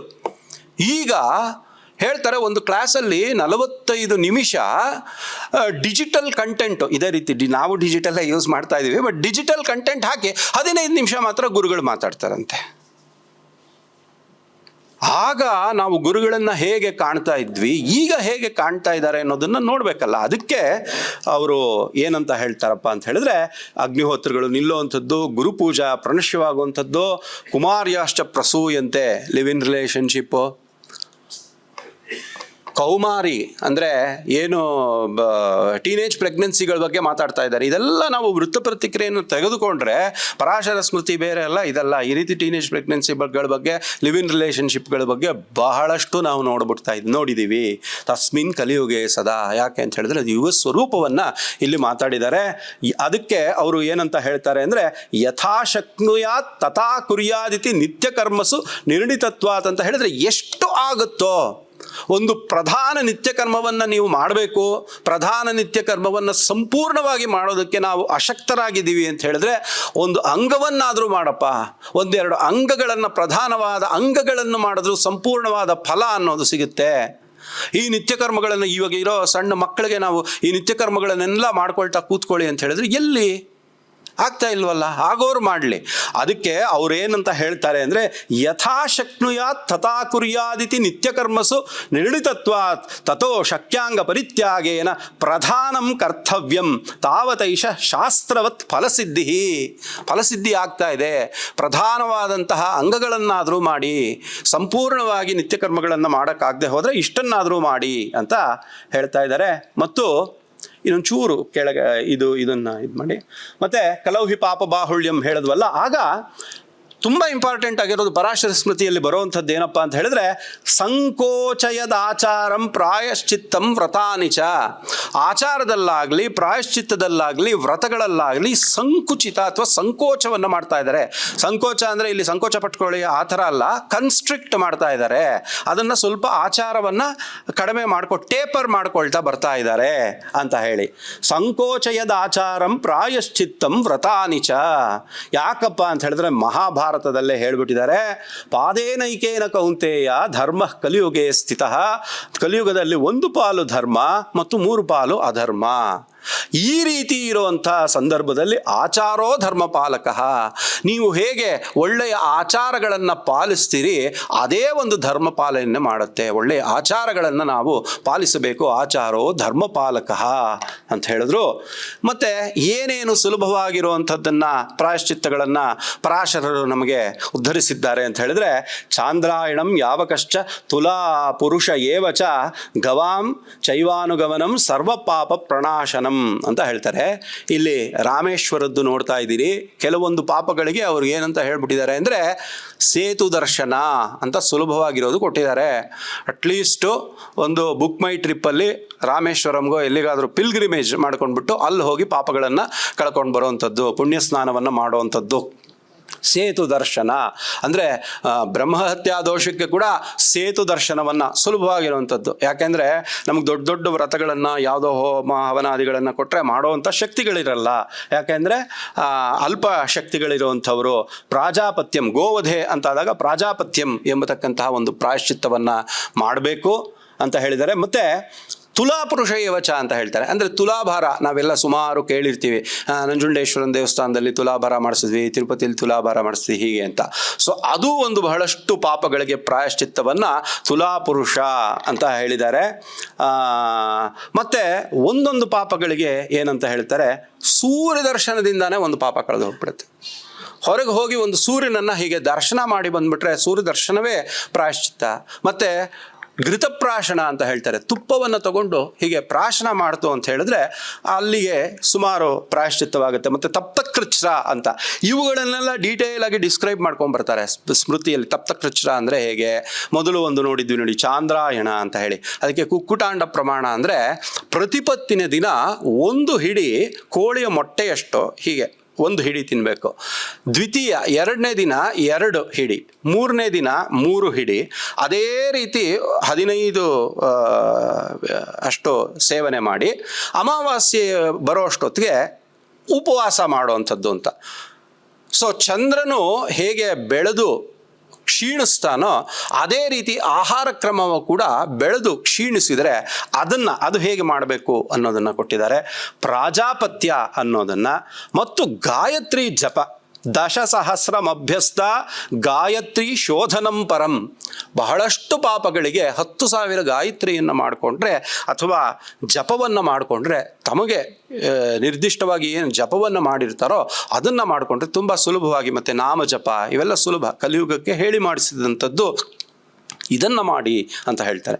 ನೋಡಿ ಎಷ್ಟು ಸಿಂಪಲ್ ಆಗಿರುವಂಥದ್ದು. ಒಂದೊಂದು ಅಗ್ನಿಸ್ಪರ್ಶ, ಅಗ್ನಿಯನ್ನು ವಿಧಿವತ್ತಾಗಿ ಸ್ಥಾಪನೆ ಮಾಡಿ ನಾವು ಅಗ್ನಿಯನ್ನು ಹೀಗೆ ಸ್ಪರ್ಶನ ಮಾಡ್ಕೊಂಡ್ಬಿಟ್ರೆ ಬಹಳಷ್ಟು ಕಡೆ ಪಾಪ ಕ್ಷೀಣವಾಗತ್ತೆ ಅಂತ. ಮತ್ತು ಇನ್ನೊಂದು ಕಡೆ ಪರಾಶರ ಸ್ಮೃತಿಯಲ್ಲಿ ಏನು ಹೇಳ್ತಾರೆ ಅಂದರೆ, ಈ ಪಾಪ ಅನ್ನೋದು ಅಮೂರ್ತವಾಗಿರುವಂಥದ್ದು. ನಾವು ಮನಸ್ಸಿಗೆ ತೋಚಿದ್ದನ್ನು ಇದಕ್ಕೆ ಇದು ರೆಮಿಡಿ, ಇದಕ್ಕೆ ಅದು ರೆಮಿಡಿ ಅಂತ ಹಂಗೆಲ್ಲ ಮಾಡ್ಕೊಳ್ಳೋದಕ್ಕೆ ಬರೋದಿಲ್ಲ. ಸ್ಮೃತಿಕಾರರು ಏನು ಹೇಳಿರ್ತಾರೋ ಆ ಒಂದು ಪಾಪಕ್ಕೆ ಇದೇ ಪ್ರಾಯಶ್ಚಿತ್ತ. ಆ ಪಾಪದ ಸ್ವರೂಪ ನಿರೂಪಣೆ ಅನ್ನೋದನ್ನೇ ತುಂಬ ಮಾತಾಡ್ತಾ ಹೋಗ್ತಾರೆ. ಪಾಪ ಅನ್ನುವಂಥದ್ದು ಅಮೂರ್ತವಾಗಿರುವಂಥದ್ದು. ಈ ಪಾಪಕ್ಕೆ ಎಷ್ಟೊಂದು ಪಾರ್ಟ್ಸ್ ಅನ್ನೋದಿರುತ್ತೆ. ಇವಾಗ ಏನೋ ಒಬ್ಬರು ಪಾಪ ಮಾಡಿರ್ತಾರೆ, ಅದಕ್ಕೆ 3 ಪ್ರಾಯಶ್ಚಿತ್ತ ಮಾಡ್ಕೊಂಡ್ಬಿಡ್ತಾರೆ. ಇವರು ಡೌಟ್ ಏನಪ್ಪ ಅಂತ ಹೇಳಿದ್ರೆ, ಮೊದಲನೇ ಪ್ರಾಯಶ್ಚಿತ್ತದಿಂದಾನೇ ಪಾಪ ಕಳೆದೋಗ್ಬಿಟ್ರೆ 2 ಸುಮ್ಮನೆ ವೇಸ್ಟ್ ಮಾಡಿಬಿಟ್ನಾ ನಾನು ಅಂತ ಕೇಳಿರೋರು ಇದ್ದಾರೆ. ಇವಾಗ ಒಂದು ಪಾಪ, ಆ ಪಾಪಕ್ಕೆ 3 ಪ್ರಾಯಶ್ಚಿತ್ತ ಮಾಡ್ಕೊಂಡ್ಬಿಡ್ತಾರೆ. ಏನೋ ಸೂರ್ಯ ದರ್ಶನ ಮಾಡಿಬಿಟ್ರು, ಘೃತಪ್ರಾಶನ ಮಾಡಿಬಿಟ್ರು, ಅಗ್ನಿಸ್ಪರ್ಶ ಏನೇನೋ ಮಾಡ್ಕೊಂಡ್ಬಿಟ್ರು. ಅವ್ರದ್ದು ಏನಪ್ಪ ಡೌಟು ಅಂತ ಹೇಳಿದ್ರೆ, ಈ 2 ಎಕ್ಸ್ಟ್ರಾ ಮಾಡಿಬಿಟ್ನಲ್ಲ ಅದರದಲ್ಲಿ ಲೆಕ್ಕ ಅಂತ. ಪಾಪ ಮಾಡೋವಾಗ ಲೆಕ್ಕ ಇಟ್ಟಿಲ್ಲ, ಅದ್ರ ಪ್ರಾಯಶ್ಚಿತ್ತಕ್ಕೆ ಲೆಕ್ಕ ಇಡ್ತಾ ಇದ್ದಾರೆ. ಅದಕ್ಕೆ ಅವ್ರು ಹೇಳ್ತಾರೆ, ಯಾಕೆ ಅಂತ ಹೇಳಿದ್ರೆ, ಈಗ ಶಂಖ ಪಿಶಾಚಿನಿ ಅಂತ ಹೇಳ್ತಾರೆ. ತಲೆಯಲ್ಲಿ ಒಂದು ಪಿಶಾಚಿ ಕೂತಿರುತ್ತೆ, ಅದು ಯಾವಾಗ ನೋಡಿದ್ರು ಡೌಟ್ ಡೌಟ್ ಡೌಟ್ ಅಲ್ವಾ. ಅನುಮಾನಂ ಪೆದ್ದರೋಗಂ ಅಂತ. ಇವ್ರಿಗೇನಾದ್ರೆ ವೇಸ್ಟ್ ಆಗೋಯ್ತಲ್ಲ ಅಂತ. ಇಲ್ಲ, ಪರಾಶರರು ಹೇಳ್ತಾರೆ, ಇಲ್ಲಪ್ಪ ಪಾಪ ಆ ರೀತಿ ಬರೋದಿಲ್ಲ, ನಿಮಗೆ ಇಷ್ಟ ಬಂದ ಹಾಗೆ ನೀವು ಪಾಪಕ್ಕೆ ಪ್ರಾಯಶ್ಚಿತ್ತ ಮಾಡ್ಕೊಳಕ್ಕೆ ಬರೋದಿಲ್ಲ. ಏನಂತ ಕೊಟ್ಟಿದ್ದಾರೆ, ವಿಕ್ತುಲಾ ಪುರುಷ ಅಂತ ಕೊಟ್ಟಿದ್ದಾರೆ, ಚಾಂದ್ರಾಯಣ ಅಂತ ಕೊಟ್ಟಿದ್ದಾರೆ, ಪ್ರಾಜಾಪತ್ಯ ಅಂತ ಕೊಟ್ಟಿದ್ದಾರೆ, ಅದನ್ನೇ ನೀವು ಮಾಡ್ಕೋಬೇಕು. ಮತ್ತು ನಿಮ್ಮ ಖಾತೆಯಲ್ಲಿ ಇನ್ನು 2 ಪ್ರಾಯಶ್ಚಿತ್ತ ಮಾಡಿದ್ರಲ್ಲ, ಅದನ್ನು ನಾವು ಡೆಪಾಸಿಟ್ ಮಾಡ್ತೀವಿ, ಹೆದರ್ಕೋಬೇಡಿ ಅನ್ನೋದನ್ನ ಹೇಳ್ತಾರೆ. ಈ ಪಾಪ ಅನ್ನೋದಕ್ಕೂ ಪಾರ್ಟ್ಸ್ ಇರುತ್ತೆ ಅಂತ. ಸೊ ಈ ಪಾಪ ಅನ್ನೋದಕ್ಕೆ ಪಾರ್ಟ್ಸ್ ಇದೆ ಅನ್ನೋದು it is simple but not obvious. ತುಂಬ ಸಿಂಪಲ್ ಆಗಿರೋ ವಿಷಯ ಅದು, but it is not obvious. ಯಾಕೆಂದರೆ ಡೌಟನ್ನು ಕೇಳೋವಂಥವ್ರು ಇಂಥ ಡೌಟನ್ನು ಕೇಳ್ತಾರೆ. 3 ಪ್ರಾಯಶ್ಚಿತ್ತ ಮಾಡ್ಕೊಂಡ್ಬಿಟ್ಟಿದ್ದೀನಿ, ಅವೇದ್ರ ಪುಣ್ಯ ಎಲ್ಲಿ ಅಂದರೆ, ಇಲ್ಲ ಅದು ನಿನ್ನ ಖಾತೆಗೆ ಹೋಗುತ್ತೆ ಅಂತ ಹೇಳಿ. ಸೊ ಇಷ್ಟೆಲ್ಲ ಹೇಳಿದ್ದಾದ್ಮೇಲೆ ಇದನ್ನೊಂಚೂರು ಸೆಂಟರ್ ಮಾಡಿ ಸರ್. ಪರಾಶರ ಸ್ಮೃತಿಯಲ್ಲಿ ಸ್ತ್ರೀ ಸಂವೇದನೆಯ ಬಗ್ಗೆ ಒಂದು 2 ನಿಮಿಷ ಮಾತಾಡೋಣ. ಮೇಡಮ್, ಇನ್ನು ಎಷ್ಟೊತ್ತು?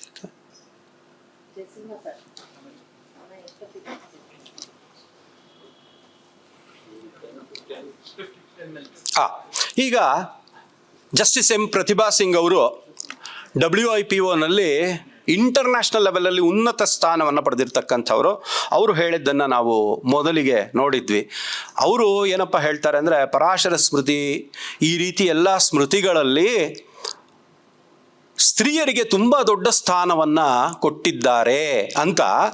ಸ್ವತಃ ಸ್ತ್ರೀ ಆಗಿರುವಂತಹ ತುಂಬ ದೊಡ್ಡ ಜಸ್ಟಿಸ್ ಪ್ರತಿಭಾ ಸಿಂಗ್ ಅವರು ಯಾಕೆ ಹಂಗೆ ಹೇಳಿದ್ರು ಅಂತ ಹೇಳಿದ್ರೆ, ಇದಕ್ಕೆ ನೋಡಿ 10ನೇ ಅಧ್ಯಾಯದಲ್ಲಿ ಹೇಳ್ತಾರೆ, ಚಾತುರ್ವರ್ಣಸ್ಯ ನಾರೀಣಾಂ ಕೃಚ್ಛ್ರಂ ಚಾಂದ್ರಾಯಣಂ ವ್ರತಂ ಯಥಾ ಭೂಮಿಸ್ತಥಾ ನಾರೇ ತಸ್ಮಾತ್ ತಾಂ ನತು ದೂಷಯೇತ್ ಯಥಾ ಭೂಮಿಸ್ತಥಾ ನಾರಿ. ನಾರಿ ಅಂದರೆ ಯಾರು ಅಂತ ಹೇಳಿದ್ರೆ ಭೂಮಿ ಅಂತ, ಕ್ಷಮಯಾಧರಿತ್ರಿ ಅಂತ ಹೇಳ್ತೀವಲ್ಲ. ಪರಾಶರ ಸ್ಮೃತಿಯಲ್ಲಿ ಯಥಾ ಭೂಮಿಸ್ತಥಾ ನಾರಿ ಅಂತ ಹೇಳ್ಬಿಟ್ರು. ಇವಾಗ ಒಂದು ಪಾಪ ಮಾಡಿದ್ರೆ ನಾರಿಯರಿಗೆ ಅಷ್ಟು ಪಾಪ ಇರೋದಿಲ್ಲ, ಕಡಿಮೆ ಪಾಪ ಅಂತ ಡೆಪಾಸಿಟ್ ಮಾಡಿ ಅಂತ ಹೇಳ್ಬಿಟ್ಟಿದ್ದಾರೆ. ಹಾಗಾಗಿ ಅವರಿಗೆ ದೂಷಣೆ ಮಾಡಬಾರದು, ಅವಳಿಗೆ ಕಡಿಮೆ ಪ್ರಮಾಣದ ಪ್ರಾಯಶ್ಚಿತ್ತ. ಸ್ತ್ರೀಯು ಭೂಮಿಯಂತೆ ಸರ್ವ ಫಲಧಾರ ಆಗಿರುವುದರಿಂದ ಅವಳಿಗೆ ಕಡಿಮೆ ಪ್ರಮಾಣದ ಪ್ರಾಯಶ್ಚಿತ್ತಗಳನ್ನು ಕೊಡಿ, ಅಥವಾ ಏನಾದರೂ ಇದು ಕೊಡಬೇಕಾದ್ರೆ ಕಡಿಮೆ. ಸೊ ಈಕ್ವಿಟಿ ಅನ್ನೋದು ಧರ್ಮಶಾಸ್ತ್ರದಲ್ಲಿದೆ ಅಲ್ವಾ. ಈಕ್ವಾಲಿಟಿಗಿಂತ ಈಕ್ವಿಟಿ ಬಗ್ಗೆ ನಾವು ಮಾತಾಡ್ತಾ, ಯಾಕೆ ಅಂತ ಹೇಳಿದ್ರೆ ಯಥಾ ಭೂಮಿಸ್ ತಥಾ ನಾರಿ.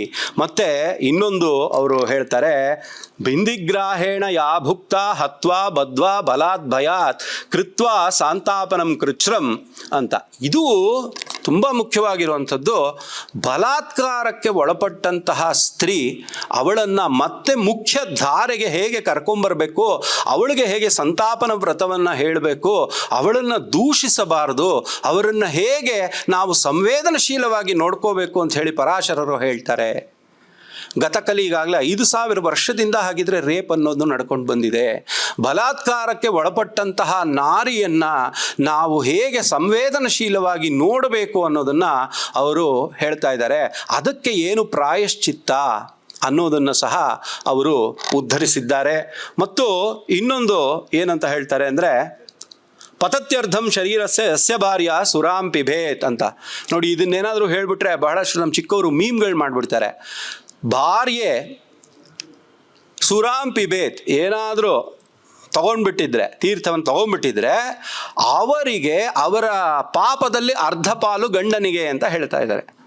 ಹೆಣ್ಣು ಏನಾದರೂ ಸುರಾಪಾನವನ್ನು ಮಾಡಿದರೆ ಅದರಲ್ಲಿ ಅರ್ಧ ಪಾಪ ಗಂಡನಿಗೆ ಹೇಳ್ಬಿಡ್ತಾರೆ ಪಾಪ ಅಂತ ಹೇಳಿ, ಇಲ್ಲ ಮೀಮ್ ಮಾಡಿಬಿಡ್ತಾರೆ. ಅದು ಏನು ಅಂದರೆ, ಗಾಯತ್ರಿ ಜಪವನ್ನು ಮಾಡಿಕೊಂಡು ಏನೇನು ಜಪವನ್ನು ಮಾಡಿದ್ರೆ ಅವ್ರ ಪಾಪ ಕಳೆಯುತ್ತೆ ಅಂತ. ಅಂದರೆ ಲೈಟರ್ ವೈನಲ್ಲಿ ಹೇಳ್ತಿದ್ದೀನಿ. ಪಾಪ ನೋಡಿ ಎಷ್ಟು ಸ್ತ್ರೀ ಸಂವೇದನೆ ಅಂತ ಹೇಳಿದ್ರೆ, ಇವರು ಸುರಾಪಾನ ಮಾಡಿದ್ರೆ ಅವರು ಗಂಡ ಅದಕ್ಕೆ ಪ್ರಾಯಶ್ಚಿತ್ತ ಮಾಡ್ಕೋಬೇಕು, ಅರ್ಧ ಪ್ರಾಯಶ್ಚಿತ್ತ ಮಾಡ್ಕೋಬೇಕು ಅಂತ ಹೇಳಿ. ಅದಾದ ಮೇಲೆ ಇದೊಂಚೂರು ಸೆಂಟರ್ಗೆ ತಗೊಳ್ಳಿ ಸರ್. ಇದು ಬಹಳ ಮುಖ್ಯವಾಗಿರುವಂತಹ ಸ್ತ್ರೀ ಸಂವೇದನೆಯ ಒಂದು ಶ್ಲೋಕ. ನಷ್ಟೇ ಮೃತೆ ಪ್ರವ್ರಜಿತೆ ಕ್ಲೀಬೆ ಚ ಪತಿತೆ ಪತೌ ಪಂಚಸ್ವಾಪತ್ಸು ನಾರೀಣಾಂ ಪತಿರನ್ಯೋ ವಿಧೀಯತೆ. ಏನು ಹಾಗಂದ್ರೆ ಅನ್ಯ ಪತಿಯನ್ನು ಪಡ್ಕೋಬಹುದು, ಸೆಕೆಂಡ್ ಮ್ಯಾರೇಜ್. ಏನಕ್ಕೆ ಅಂತ ಹೇಳಿದ್ರೆ, ನಷ್ಟೇ ಎಲ್ಲೋ ತಪ್ಸ್ಕೊಂಡು ಹೋಗ್ಬಿಟ್ಟಿದ್ದಾರೆ, 7 ವರ್ಷ ಆದರೂ ಸಿಕ್ಕಿಲ್ಲ, ನಷ್ಟೇ. ಮೃತೆ ಸತ್ತು ಹೋಗ್ಬಿಟ್ಟಿದ್ದಾರೆ. ಪ್ರವ್ರಜಿತೆ ಸನ್ಯಾಸವನ್ನು ಪಡ್ಕೊಂಡ್ಬಿಟ್ಟಿದ್ದಾರೆ. ಕ್ಲೈಬ್ಯವನ್ನು ಪಡೆದಿದ್ದಾನೆ. ಪತಿತನಾಗಿದ್ದಾನೆ. ಇನ್ಸಾಲ್ವೆಂಟೋ ಏನೋ ಬಹಿಷ್ಕಾರವೋ ಏನೋ ಆಗಿ ಪತಿತನಾಗ್ಬಿಟ್ಟಿದ್ದಾನೆ. ಪಂಚಸ್ವಾಪತ್ಸು, ಈ ಪಂಚ ಆಪತ್ತುಗಳನ್ನು ಬಂದಾಗ ಪತಿರನ್ಯೋ ವಿಧೀಯತೆ, ಇನ್ನೊಂದು ಪತಿಯನ್ನು ಪಡೆಯಬಹುದು ಅಂತ ಹೇಳಿದ್ದಾರೆ. ಇದನ್ನು ಯಾರಪ್ಪ ಬಳಸ್ಕೊಂಡ್ರು ಅಂತ ಹೇಳಿದ್ರೆ, ಹಿಂದೂ ವಿಡೋಸ್ ರೀಮ್ಯಾರೇಜ್ ಆ್ಯಕ್ಟ್ 1956 ನಮ್ಮ ಈಶ್ವರಚಂದ್ರ ವಿದ್ಯಾಸಾಗರರು ಪರಾಶರ ಮಾಧವೀಯವನ್ನು ಸೈಟ್ ಮಾಡಿ ಇದಕ್ಕೆ ಹೆಚ್ಚು ಅವರು ಇದನ್ನು ಪ್ರತಿಪಾದನೆ ಮಾಡ್ತಾರೆ. ಇದು ಸಾರ್ವಕಾಲಿಕ ಪ್ರಸ್ತುತತೆ. ಇವಾಗ ಏನು ಹೇಳ್ತಾರೆ, ಸತಿ ಪದ್ಧತಿ, ಸತಿ ಸಹಗಮನ ಮಾಡ್ತಾ ಇದ್ರು, ಈ ರೀತಿ ಎಲ್ಲ ಇದೆ ಅಲ್ವಾ. ಆದರೆ ಇವರೇನು ಹೇಳ್ತಾರೆ, ಈ ಒಂದು ನಾರಿ ಏನಿದ್ದಾರೆ, ನಷ್ಟೇ ಮೃತೆ ಪ್ರವ್ರಜಿತೆ ಕ್ಲೀಬೇಚ ಪತಿತೇ ಪತೌ ಪಂಚಸ್ವಾಪತ್ಸು ನಾರೀಣಾಂ ಪತಿರನ್ಯೋ ವಿಧೀಯತೆ ಎಂದಾಗ ರೀಮ್ಯಾರೇಜ್ ಇತ್ತು ಅನ್ನೋದು ನಮಗೆ ಗೊತ್ತಾಗುತ್ತೆ. ಆದರೆ ಇನ್ನೊಂದು ತಿಸ್ರಃ ಕೋಟ್ಯರ್ಧ ಕೋಟೀಚ ಯಾನಿ ರೋಮಾನಿ ಮಾನುಷೆ ತಾವತ್ಕಾಲಂ, ಇದು ಬರ್ತಲ್ಲ ಭರ್ತಾರಂ ಯಾನು ಗಚ್ಚತಿ ಅಂತ, ಇದು ಸತಿ ಸಹಗಮನದ ಬಗ್ಗೆ ಹೇಳ್ತಾ ಇದೆ. ಸತಿ ಸಹಗಮನವನ್ನು ಪ್ರಿಸ್ಕ್ರೈಬ್ ಮಾಡಲ್ಲ, ಆದರೆ ಆ ಆಪ್ಷನ್ ಇದೆ. ಸ್ತ್ರೀ ಸಂವೇದನೆಯಲ್ಲಿ ಸಹಗಮನವನ್ನು ಮಾಡಿದ್ರೆ ನಮ್ಮ ದೇಹದ ಮೇಲೆ ಅಥವಾ ಆ ಸತಿಯ ದೇಹದ ಮೇಲೆ ಎಷ್ಟು ರೋಮಗಳಿದೆಯೋ ಅಷ್ಟು ಸಹಸ್ರ ಕೋಟಿ ವರ್ಷಗಳು ಸ್ವರ್ಗವಾಸವನ್ನು ಅನುಭವಿಸ್ತಾಳೆ ಅಂತ ಹೇಳಿದ್ದಾರೆ. ಸೊ ಹಾಗಾಗಿ ಇವಾಗ ಕುಂತಿ ಸಹಗಮನವನ್ನು ಮಾಡಲಿಲ್ಲ, ಮಾದ್ರಿ ಮಾಡಿದ್ದಾರೆ. ಇದನ್ನು ಮ್ಯಾಂಡೇಟರಿ ಅನ್ನೋದು ಇರಲಿಲ್ಲ. ಏನಕ್ಕೆ ಮ್ಯಾಂಡೇಟರಿ ಆಗಿರೋದು ಇರಲಿಲ್ಲ ಅನ್ನೋದು ಗೊತ್ತಾಗತ್ತೆ ಅಂತ ಹೇಳಿದ್ರೆ, ಮುಂದಿನ ಶ್ಲೋಕದಲ್ಲಿ ತುಂಬ ಏನು ಡೌಟೇ ಇಲ್ಲದೆ ಇರೋವಾಗ ಹೇಳ್ತಾರೆ, ತಾವತ್ಕಾಲಂ ವಸೇತ್ ಸ್ವರ್ಗೆ ಭರ್ತಾರಂ ಯಾನುಗಚ್ಚತಿ ಅಂತ ಹೇಳಿದಾರಲ್ಲ, ಅದು ಇದೆ. ಆದರೆ ಆಪ್ಷನಲ್ ಅಲ್ಲ, ಮ್ಯಾಂಡೇಟ್ರಿ ಅಲ್ಲ, ಆಪ್ಷನಲ್ ಆಗಿ ಇದ್ದಿದ್ದು. ಆದರೆ ಇದು ಏನು ನೋಡ್ತೀವಿ ಅಂದರೆ, ಪರಾಶರ ಮಾಧವೀಯದಂತಹ ಒಂದು ಕೃತಿಯನ್ನು ನಾವು ಹಿಂದೂ ವಿಡೋಸ್ ರೀಮ್ಯಾರೇಜ್ ಆ್ಯಕ್ಟ್ ಈ ರೀತಿ ಬಹಳಷ್ಟು ಕಾನೂನುಗಳಲ್ಲಿ ನಾವು ಇದನ್ನು ಬಳಸ್ಕೊಂಡಿದ್ವಿ ಅನ್ನೋದು ಗೊತ್ತಾಗತ್ತೆ. ಇದು ತುಂಬ ಸ್ಥೂಲವಾಗಿ ಇನ್ನು ಸ್ತ್ರೀ ಸಂವೇದನೆಯ ಕುರಿತಾಗೇನೆ ಒಂದು ವಿಶದವಾದಂತಹ ಪೇಪರ್ ಬರೀಬಹುದು. ಅದರಲ್ಲಿ ಒಂದನ್ನು ಮಾತ್ರ ನಾವು ತಗೊಂಡಿದ್ದೀವಿ. ಸರ್, ಇದನ್ನು ಸ್ವಲ್ಪ ಸೆಂಟರ್ಗೆ ತಗೊಳ್ಳಿ. ಮತ್ತು ಪರಾಶರ ಸ್ಮೃತಿಯಲ್ಲಿ ಇದ್ರ ಮುಂದಿಂದು ಸೆಂಟರ್ಗೆ ತಗೊಳ್ಳಿ. ಇದಾದಮೇಲೆ ಸೊ ಇದು ನೋಡಿ, ಬೇಗ ಹೇಳ್ಬಿಡ್ತೀನಿ. ಮಹಾಪಾತಕ ಅಂತ ಹೇಳಿದ್ರೆ ಆತ್ಮಹತ್ಯೆ ಅನ್ನೋದಕ್ಕೆ ಮಹಾಪಾತಕ ಅಂತ ಹೇಳಿದ್ದಾರೆ. ಆತ್ಮಹತ್ಯೆಯನ್ನು ಮಾಡಿಕೊಂಡಂಥವನು ಪೂಯಶೋಣಿತ ಸಂಪೂರ್ಣೆ ತ್ವಂದೇ ತಮಸಿ ಮಜ್ಜತಿ ಅಂತ ಹೇಳಿದ್ದಾರೆ. ಯಾರು ಆತ್ಮಹತ್ಯಾ ದೋಷ ಅನ್ನತಕ್ಕಂಥ ಮಹಾಪಾತಕವನ್ನು ಮಾಡ್ತಾರೋ ಅವರು 60,000 ವರ್ಷ ಕಾಲ ಕೀವು ರಕ್ತಗಳ ಮಡುವಿನಲ್ಲಿ ನರಳಬೇಕಾಗತ್ತೆ ಅಂತ ಹೇಳ್ತಾರೆ. 60,000 ಕಾಲ ನೋಡಿ. ಇದೆಲ್ಲ ಕಾವ್ಯಾತ್ಮಕವಾಗೂ ಇರುತ್ತೆ, ಆದರೆ ಏನು ಮೆಸೇಜನ್ನು ಕೊಡ್ತಾ ಇದ್ದಾರೆ ಅನ್ನೋದನ್ನು ನಾವು ತಿಳ್ಕೋಬೇಕು. ಥಿಯರೀಸ್ ಆಫ್ ಪನಿಷ್ಮೆಂಟ್ ಅಂತ ನಾವು ಬಂದಾಗ ಬಹಳಷ್ಟು ಥಿಯರಿಗಳಿದೆ. ರಿಟ್ರಿಬ್ಯೂಟಿವ್ ಥಿಯರಿ ಅಂದರೆ ನನ್ನ ಕಣ್ಣು ನೀನು ತೆಗೆದ್ರೆ ನಿನ್ನ ಕಣ್ಣು ನಾನು ತೆಗಿತೀನಿ, ಇದು ರಿಟ್ರಿಬ್ಯೂಟಿವ್ theory of punishment. Deterrent theory, ಯಾವ ರೀತಿ ಡೆಟರೆನ್ಸ್, ಇನ್ಯಾರೂ ಅದನ್ನು ಮಾಡಬಾರ್ದು ಆ ಪಾಪವನ್ನು, ಹಾಗೆ ಪನಿಷ್ಮೆಂಟನ್ನು ಕೊಡೋದು ಡೆಟರೆಂಟ್ ಥಿಯರಿ ಅಂತಾರೆ. ಪ್ರಿವೆಂಟಿವ್ ಥಿಯರಿ ಅಂದರೆ ಬೇರೆಯವರನ್ನ ಆ ಒಂದು ಪಾಪವನ್ನು ಮಾಡೋದಕ್ಕೆ ಪ್ರಿವೆಂಟ್ ಮಾಡೋವಂಥದ್ದು. ರಿಫರ್ಮೇಟಿವ್ ಥಿಯರಿ ಅಂತ ಹೇಳಿದ್ರೆ ಪ್ರತಿ ಒಬ್ಬ ಏನು ಪಾಪಿಯೋ ಇರ್ತಾನೆ ಅವನನ್ನು ರಿಫರ್ಮ್ ಮಾಡಬೇಕು, ಅವರನ್ನು ಒಳ್ಳೆಯವನನ್ನಾಗಿ ಮಾಡಬೇಕು. ಇದು ರಿಫರ್ಮೇಟಿವ್ ಥಿಯರಿ. ರೆಸ್ಟೋರ್ ಮಾಡಬೇಕು, ರೆಸ್ಟೋರೇಟಿವ್ ಥಿಯರಿ. ಎಕ್ಸ್ಪಿಯೇಟರಿ ಥಿಯರಿ ಅಂದರೆ ಪಶ್ಚಾತ್ತಾಪ ಅನ್ನೋದು ಬರುತ್ತೆ. ಹೀಗೆ ಬಹಳಷ್ಟು ಥಿಯರೀಸ್ ಆಫ್ ಪನಿಷ್ಮೆಂಟ್ ಇದೆ. ಇದರಲ್ಲಿ ಏನಂತ ಹೇಳ್ತಾ ಹೋಗ್ತಾ ಇದ್ದಾರೆ ಅಂದರೆ, 60,000 ವರ್ಷ ಕೀವು ಮತ್ತು ರಕ್ತದ ಮಡುವಿನಲ್ಲಿ ನೀನಿರ್ತೀಯ ಅಂತ ಹೇಳಿದ್ರೆ ಸುಮಾರು ಜನ ಈ ರೀತಿ ಸುಯಿಸೈಡನ್ನು ಮಾಡ್ಕೊಳ್ಳೋದಕ್ಕೆ ಹೋಗೋದಿಲ್ಲ. ಹಾಗಾಗಿ ಸೈಕಾಲಜಿ, ಒಂದು ಮನೋವಿಜ್ಞಾನದ ಪ್ರಕಾರ ಇದನ್ನು ಒಂದು ಡೆಟರೆಂಟ್ ಥಿಯರಿ ಅಥವಾ ರಿಫರ್ಮೇಟಿವ್ ಥಿಯರಿ ಪ್ರಕಾರ ಅದನ್ನು ಹೇಳ್ತಾ ಹೋಗ್ತಾರೆ. ಮತ್ತೆ ಇನ್ನೊಂದು ಏನಂತ ಹೇಳ್ತಾರೆ ಅಂದರೆ, ಯಾರು ಈ ರೀತಿ ನೇಣು ಹಾಕ್ಕೊಂಡಿರ್ತಾರೆ ಅಥವಾ ಗೋವಧೆಯನ್ನು ಮಾಡಿರ್ತಾರೆ ಅಂಥವರ ಶವವನ್ನು ಮುಟ್ಟಿ ಶವ ಸಂಸ್ಕಾರ ಮಾಡಿದ್ರೆ ಶವ ಸಂಸ್ಕಾರ ಮಾಡಿದವನು ಪ್ರಾಯಶ್ಚಿತ್ತ ಮಾಡ್ಕೋಬೇಕು ಅಂತ. ಅಂದರೆ ಸಮಾಜದಲ್ಲಿ ಏನಾಗೋಗ್ಬಿಡುತ್ತೆ, ಇದನ್ನು ತಡೆಗಟ್ಟಬೇಕು ನಾವು. ನೋಡಿ, ರೇಪ್ ವಿಕ್ಟಿಮ್ಗೆ ಎಷ್ಟು ಸಂವೇದನೆಯನ್ನು ತೋರಿಸಿದ್ರು, ಅದೇ ರೀತಿ ಪಾಪ ಈ ರೀತಿ ಆತ್ಮಹತ್ಯೆ ಮಾಡ್ಕೊಳ್ಳೋರಿಗೆ ಯಾವ ರೀತಿ ಕೌನ್ಸಿಲಿಂಗನ್ನು ಕೊಡಬೇಕು, ಹೇಗೆ ಅವರನ್ನು ನಾವು ನೋಡ್ಕೋಬೇಕು. ಇವಾಗ ಅವ್ರು ಶವ ಮುಟ್ಟಿದ್ರೆ ನೀನು ಪ್ರಾಯಶ್ಚಿತ್ತ ಮಾಡ್ಕೋಬೇಕು ಅಂತ ಹೇಳಿದ್ರೆ 3 ಸಲ ಯೋಚನೆ ಮಾಡ್ತಾರೆ. ನಾನೇನೋ ನೇಣು ಹಾಕೊಂಡ್ಬಿಟ್ರೆ ಅದಾದಮೇಲೆ ನಾನು ಶವ ಕೂಡ ಯಾರೂ ಮುಟ್ಟೋದಿಲ್ಲ ಇಷ್ಟು ಆ ಒಂದು ಡೆಟರೆಂಟ್ ಥಿಯರಿನ, ರಿಫರ್ಮೇಟಿವ್ ಥಿಯರಿನ ನೋಡಿ. ಇದನ್ನೆಲ್ಲ ಇವಾಗ ಇಂಗ್ಲೀಷಲ್ಲಿ ನಾವು ಇದನ್ನು ಹೇಳ್ಕೊಳ್ತೀವಿ. ನಮ್ಮ ಜಡ್ಜ್ ಸಾಹೇಬ್ರು ಅದನ್ನೇ ಹೇಳಿರೋದು. ಇದಕ್ಕೆಲ್ಲ ಸಂಸ್ಕೃತ ನ್ಯಾಯಶಾಸ್ತ್ರ ಇದೆ. ಯಾಕೆ ನಾವು ಅದನ್ನು ನೋಡ್ತಾ ಇಲ್ಲ? ಆ ಥಿಯರೀಸ್ ಆಫ್ ಪನಿಷ್ಮೆಂಟ್ ಅನ್ನೋದನ್ನು ಅವರು ಮಾತಾಡಿದ್ದಾರೆ. ಅದನ್ನು ಯೋಚನೆ ಮಾಡಿನೇ ಅವ್ರು ಇದು ಬರೆದಿರೋದು. 60,000 ವರ್ಷ ಅಷ್ಟು ವರ್ಷ ಇರ್ತಾರೋ, ಇಷ್ಟು ವರ್ಷ ಇರ್ತಾರೋ, ಇದನ್ನೆಲ್ಲ ಟೆಕ್ಸ್ಚುಯಲ್ ಆಗಿ ತಗೋಬಾರ್ದು. ಟೆಕ್ಸ್ಟ್ ಹಿಂದೆ ಏನಿದೆ, ಸಾರ ಏನಿದೆ, ಸಾರ ಇರೋದು ಆ ರೆಫರ್ಮೇಟಿವ್ ಥಿಯರಿ. ಆ ಗೋವಧೆ ಮಾಡಿದವನ ಶವನ ಕೂಡ ಮುಟ್ಟಬೇಡಿ ಅಂತ ಹೇಳ್ಬಿಟ್ಟಿದ್ದಾರೆ. ಹೀಗೆ ಅದಾದಮೇಲೆ ಅವರು ಸುಮಾರು ಹೇಳ್ತಾ ಹೋಗ್ತಾರೆ. ಗರ್ಭಪಾತ ಅನ್ನೋದಕ್ಕೆ, ಬ್ರಹ್ಮಹತ್ಯೆಗೆ ಇಮ್ಮಡಿ ಪಾಪ, ಅದಕ್ಕೆ ಪ್ರಾಯಶ್ಚಿತ್ತವಿಲ್ಲ, ಈ ರೀತಿ ಎಲ್ಲ ಹೋಗ್ತಾ ಇದ್ರೆ ಇವತ್ತು US ಅಲ್ಲಿ ತುಂಬ ಅವರು ಒದ್ದಾಡ್ತಿರೋದು ಏನಕ್ಕೆ? ಟೀನೇಜ್ ಪ್ರೆಗ್ನೆನ್ಸಿ ಇರಬಹುದು, ಅಥವಾ ಇದ್ರದ್ದೇ ತುಂಬ ಚರ್ಚೆಗಳು ನಡೀತಾ ಇದೆ. ಅವರೇನು ಹೇಳ್ತಾರೆ? ಬ್ರಹ್ಮಹತ್ಯಕ್ಕೆ ಸಮವಾಗಿರುವಂಥದ್ದು. ಈ ರೀತಿ ಶ್ಲೋಕಗಳಿದ್ದಾಗ, ಈ ರೀತಿ ಧರ್ಮಶಾಸ್ತ್ರವನ್ನು ಹೇಳಿದಾಗ ಸಮಾಜದ ಸ್ವಾಸ್ಥ್ಯವನ್ನು ನಾವು ಕಾಪಾಡ್ಕೋಬಹುದು. ಹಾಗೆಯೇ ಕ್ಷಾತ್ರ ಧರ್ಮದ ಬಗ್ಗೆ ತುಂಬ ಹೇಳಿದ್ದಾರೆ. ಇದ್ರ ಬಗ್ಗೆ ಒಂದು ತುಂಬ ದೊಡ್ಡ ಪೇಪರ್ ಇದೆ, the strategic imperative of A just war ಅಂತ. ಈಗ ಯುದ್ಧ ಕಾಲದಲ್ಲಿ ನಾವಿದ್ದೀವಿ, ಎಲ್ಲೇ ನೋಡಿದ್ರು ಯುದ್ಧ ಭೀತಿ ಕಾಡ್ತಾ ಇದೆ. ಆ ನಮ್ಮ ಪರಂಪರೆ ಏನು ಹೇಳಿದೆ, ಪರಾಶರ ಸ್ಮೃತಿ ಏನು ಹೇಳಿದೆ ಅಂತ ಹೇಳಿದ್ರೆ, ಒಂದು ಧರ್ಮಯುದ್ಧ, ಧರ್ಮ ಅಂದರೆ ಇಲ್ಲಿ ನಾನು ರಿಲಿಜಿಯನ್ ಅನ್ನೋ ಅರ್ಥದಲ್ಲಿ ಹೇಳ್ತಾ ಇಲ್ಲ, ರೈಟಿಯಸ್ನೆಸ್ ಅಥವಾ ನ್ಯಾಯಕ್ಕಾಗಿ, ಧರ್ಮಕ್ಕಾಗಿ ನಾವು ಯುದ್ಧ ಮಾಡಬೇಕಾದ್ರೆ ಆ ಯೋಧ ಏನಿರ್ತಾನೆ ಅವನನ್ನು ಒಬ್ಬ ಯೋಗಿಗೆ, ಅವನನ್ನು ಒಬ್ಬ ಸನ್ಯಾಸಿಗೆ ಕಂಪೇರ್ ಮಾಡಿದ್ದಾರೆ. ಏನಂತ ಹೇಳ್ತಾರೆ? ಲಲಾಟ ದೇಶೇ ರುಧಿರಂ ಸ್ರವಚ್ಚ ಯಸ್ಯಾಹವೇತ್ತು ಪ್ರವೇಶ್ಚ ವಕ್ತ್ರಂ ನ ಸೋಮಪಾನೇನ ಕಿಲಾಸ್ಯ ತುಲ್ಯಂ ಸಂಗ್ರಾಮ ಯಜ್ಞೆ ಅಂತ ಹೇಳ್ಬಿಟ್ಟಿದ್ದಾರೆ. ಅಂದರೆ ಸಂಗ್ರಾಮ ಯಜ್ಞ ಅಂದರೆ ಏನು? ಈ ಯುದ್ಧ ಅನ್ನೋದೇನಿದೆ ಅದು ಸಂಗ್ರಾಮ ಯಜ್ಞ. ಅದು ಸುಮ್ಮನೆ ಯುದ್ಧ ಅಲ್ಲ, ಅದೊಂದು ಯಜ್ಞ.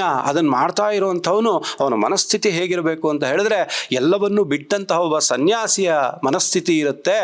ಲಲಾಟ ದೇಶ ಅಂದರೆ ಇಲ್ಲಿ ಚಿತ್ರದಲ್ಲಿ ನೋಡ್ತಾ ಇದ್ದೀರಲ್ಲ, ಅವನ ಹಣೆಗೆ ಪೆಟ್ಟಾಗಿ ಆ ರಕ್ತ ಸ್ರವಿಸಿ ಬಾಯಿಗೆ ಆ ರಕ್ತದ ತೊಟ್ಟು ಬಿತ್ತು ಅಂತ ಹೇಳಿದ್ರೆ, ತುಂಬ ಕಷ್ಟಪಟ್ಟು ಮಾಡುವಂತಹ ಸೋಮಯಜ್ಞ, ಅದರಲ್ಲಿ ಏನು ಒಂದು ಸೋಮರಸದ ಪಾನ ಮಾಡ್ತಾರೆ, ಅದಕ್ಕೆ ಸಮನಾಗಿರುವಂಥದ್ದು.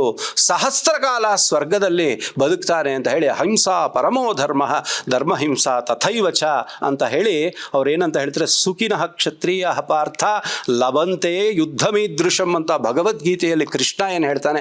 ಕ್ಷತ್ರಿಯರು ತುಂಬ ಪುಣ್ಯವನ್ನು ಮಾಡಿದ್ದಾರೆ. ಯಾಕೆ ಅಂತ ಹೇಳಿದ್ರೆ, ತುಂಬ ಸುಲಭದಲ್ಲಿ ಶಾಶ್ವತವಾದ ಸ್ವರ್ಗವನ್ನು ಪಡೆಯಬಹುದಾದಂತಹ ಈ ಒಂದು ಯುದ್ಧವನ್ನು ನೀವು ಪಡ್ಕೊಂಡಿದ್ದೀರಿ ಅಂತ. ಅದನ್ನೇ ಇವರು ಇದಕ್ಕೆ ಹೇಗೆ ಅಂತ ಹೇಳಿದ್ರೆ, ಸಂಗ್ರಾಮ ಯಜ್ಞ ಅನ್ನುವಲ್ಲಿ, ಮತ್ತೆ ತುಂಬ ಸಮಯ ತಪಸ್ಸು ಯಜ್ಞವನ್ನು ಮಾಡುವ ಸಿಗುವ ಸ್ವರ್ಗವನ್ನು ಯುದ್ಧಹತನಾಗಿರುವಂಥವನು ಕ್ಷಣದಲ್ಲೇ ಪಡೆಯುತ್ತಾನೆ ಅಂತ. ಬಹಳ ದೊಡ್ಡ ಧರ್ಮಶಾಸ್ತ್ರಜ್ಞನ ಊರಿನಲ್ಲೇ ದೊರೆತಕ್ಕಂಥ ಒಂದು ವೀರಗಲ್ಲನ್ನು ಕೂಡ ಅಲ್ಲಿ ನಾವು ನೋಡಿದ್ದೀವಿ. ಆ ವೀರಗಲ್ಲುಗಳಲ್ಲಿ, ಮಾಸ್ತಿಗಲ್ಲು, ವೀರಗಲ್ಲು ನಾವು ಸುಮಾರು ನೋಡಿರ್ತೀವಲ್ಲ, ಆ ವೀರಗಲ್ಲಿನಲ್ಲಿ ಈ ಒಂದು ಶ್ಲೋಕದಲ್ಲಿ ಯಾವ ರೀತಿ ಲಲಾಟ ದೇಶೇ ರುಧಿರಂ ಸ್ರವಚ್ಚ ಅಂತ ನಾವೇನು ನೋಡ್ತೀವಿ, ಅದನ್ನೇ ಇಲ್ಲಿ ನಾವು ಫೋಕ್ ಲಿಟ್ರೇಚರಲ್ಲಿ ಕೂಡ ನಾವು ಅದನ್ನು ಗಮನಿಸ್ತೀವಿ. ಮತ್ತು ಗೋ ಸಂರಕ್ಷಣೆಯ ಕುರಿತಾಗಿ ಸಹ ಬಹಳಷ್ಟು ಹೇಳಿದ್ದಾರೆ. ಇಲ್ಲಿ ಒಂದೊಂದು ಶ್ಲೋಕವನ್ನು ಮಾತ್ರ ನಾವು ತಗೊಳಕ್ಕಾಗ್ತಾ ಇದೆ. ಏನಂತ ಹೇಳ್ತಾರೆ ಅಂದರೆ, ಮೂಗುದಾರ ಗೋವಿಗೆ ಯಾವುದು ಕಟ್ತೀವಿ ಅನ್ನೋದನ್ನು ಪ್ರಿಸ್ಕ್ರೈಬ್ ಮಾಡ್ತಾ ಹೋಗ್ತಾರೆ. ನೀವು ಮೂಗುದಾರ ಕಟ್ಟೋವಾಗ ತೆಂಗಿನ ನಾರಿನಲ್ಲಿ ನಾರಿ ಕೇಳೇನ ಅಂತ ಇದೆಯಲ್ಲ, ಅದರಲ್ಲಿ ಮೌಂಜ, ಇನ್ನೊಂದು ಗಟ್ಟಿಯಾಗಿರುವಂತಹ ದಾರದಲ್ಲಿ ನೀವು ಮೂಗುದಾರ ಹಾಕಿದ್ರೆ ಹಸುವಿಗೆ ಕಷ್ಟವಾಗುತ್ತೆ. ಯಾವ ರೀತಿ ದಾರದಲ್ಲಿ ಮೂಗುದಾರವನ್ನು ಕಟ್ಟಬೇಕು ಅನ್ನೋದನ್ನು 9ನೇ ಅಧ್ಯಾಯದ 33ನೇ ಶ್ಲೋಕದಲ್ಲಿ ಹೇಳ್ತಾರೆ. ಮತ್ತೆ ಗೋವಧೆಯಂತೂ ಮಹಾಪಾತಕ. ಇದನ್ನು ಆಂಟಿ ಕೌ ಸ್ಲಾಟರ್ ಆಕ್ಟ್ ಏನಿದೆ ಅವುಗಳಲ್ಲಿ ಇದರ ಸಾರವನ್ನು ತೆಗೆದುಕೊಂಡಿದ್ದಾರೆ. ಅವರಪ್ಪ ಏನಂತ ಹೇಳ್ತಾರೆ ಅಂದರೆ, ಗೋವಧೆ ಮಾಡೋದಂತೂ ಪಾತಕ, ಆದರೆ ಒಂದು ಕಡೆ ಗೋವಧೆ ನಡೀತಾ ಇದ್ರೆ ಕೈ ಕಟ್ಕೊಂಡು ನಿಂತಿದ್ರೆ, ಇಲ್ಲಿ ನಿಂತಿದ್ದಾರೆ ನೋಡಿ, ಕೈ ಕಟ್ಕೊಂಡು ನಿಂತಿರೋರೆಲ್ಲ ಪಾಪಿಗಳು ಅಂತ ಹೇಳ್ಬಿಟ್ಟು ಅವರಿಗೆ ಒಂದು ಪಾಪವನ್ನು ಹಾಕ್ತಾರೆ. ಯಾರು ಆ ಗೋವನ್ನು ರಕ್ಷಿಸುತ್ತಾರೋ ಅವರಿಗೆ ಪುಣ್ಯವಿದೆ ಅಂತ ಹೇಳಿ ಅವರು ಹೇಳ್ತಾರೆ. ಮತ್ತು ಎಲ್ಲಿ ಗೋವನ್ನು ಕಟ್ಟಬೇಕು, ಮತ್ತು ಗೋಮಾಂಸ ಭಕ್ಷಕರಿಗೆ ಇದನ್ನು ಮಾರಾಟ ಮಾಡುವವನಿಗೂ ಸಹ ಗೋವಧೆಯ ಪಾಪವೇ ಇದೆ ಅನ್ನೋದನ್ನೆಲ್ಲ ಇಲ್ಲಿ ಶ್ಲೋಕದ ಸಂಖ್ಯೆಯ ಜೊತೆಗೆ ಕೊಟ್ಟಿದ್ದೀವಿ. ಇದನ್ನು ನ್ಯಾಷನಲ್ ಗ್ರೀನ್ ಟ್ರೈಬ್ಯುನಲ್ ಇರಬಹುದು, ಇನ್ನು ಆ್ಯಂಟಿ ಕೌಸ್ಲಾಟರ್ ಇರಬಹುದು, ಈ ರೀತಿಯಾದಂತಹ ಕಾನೂನುಗಳಲ್ಲಿ ಸಹ ಬಳಸ್ಕೊಂಡಿದ್ದಾರೆ. ಎಷ್ಟು ಗೋಮಾಳದ ಜಾಗ ಇರಬೇಕು, ಎಲ್ಲ ನಮ್ಮ ರಿಯಲ್ ಎಸ್ಟೇಟ್ ಮಾಫಿಯಾಗಳೇ ಅದನ್ನು ಕಬಳಿಸೋದಕ್ಕಿಂತನೂ ಹೇಗೆ ಗೋಮಾಳ ಅನ್ನೋದನ್ನು ಲ್ಯಾಂಡನ್ನು ಬಿಟ್ಕೊಡ್ಬೇಕು, ಈ ನ್ಯಾಷನಲ್ ಗ್ರೀನ್ ಟ್ರೈಬ್ಯುನಲ್ ಅನ್ನೋದು ಏನಿದೆ, ಈ ರೀತಿಯಾದಂತಹ ಕಾನೂನುಗಳಲ್ಲೆಲ್ಲಾನು ಈ 9ನೇ ಅಧ್ಯಾಯವನ್ನು ವಿಪುಲವಾಗಿ ಅದನ್ನು ಬಳಸಿರ್ತಾರೆ.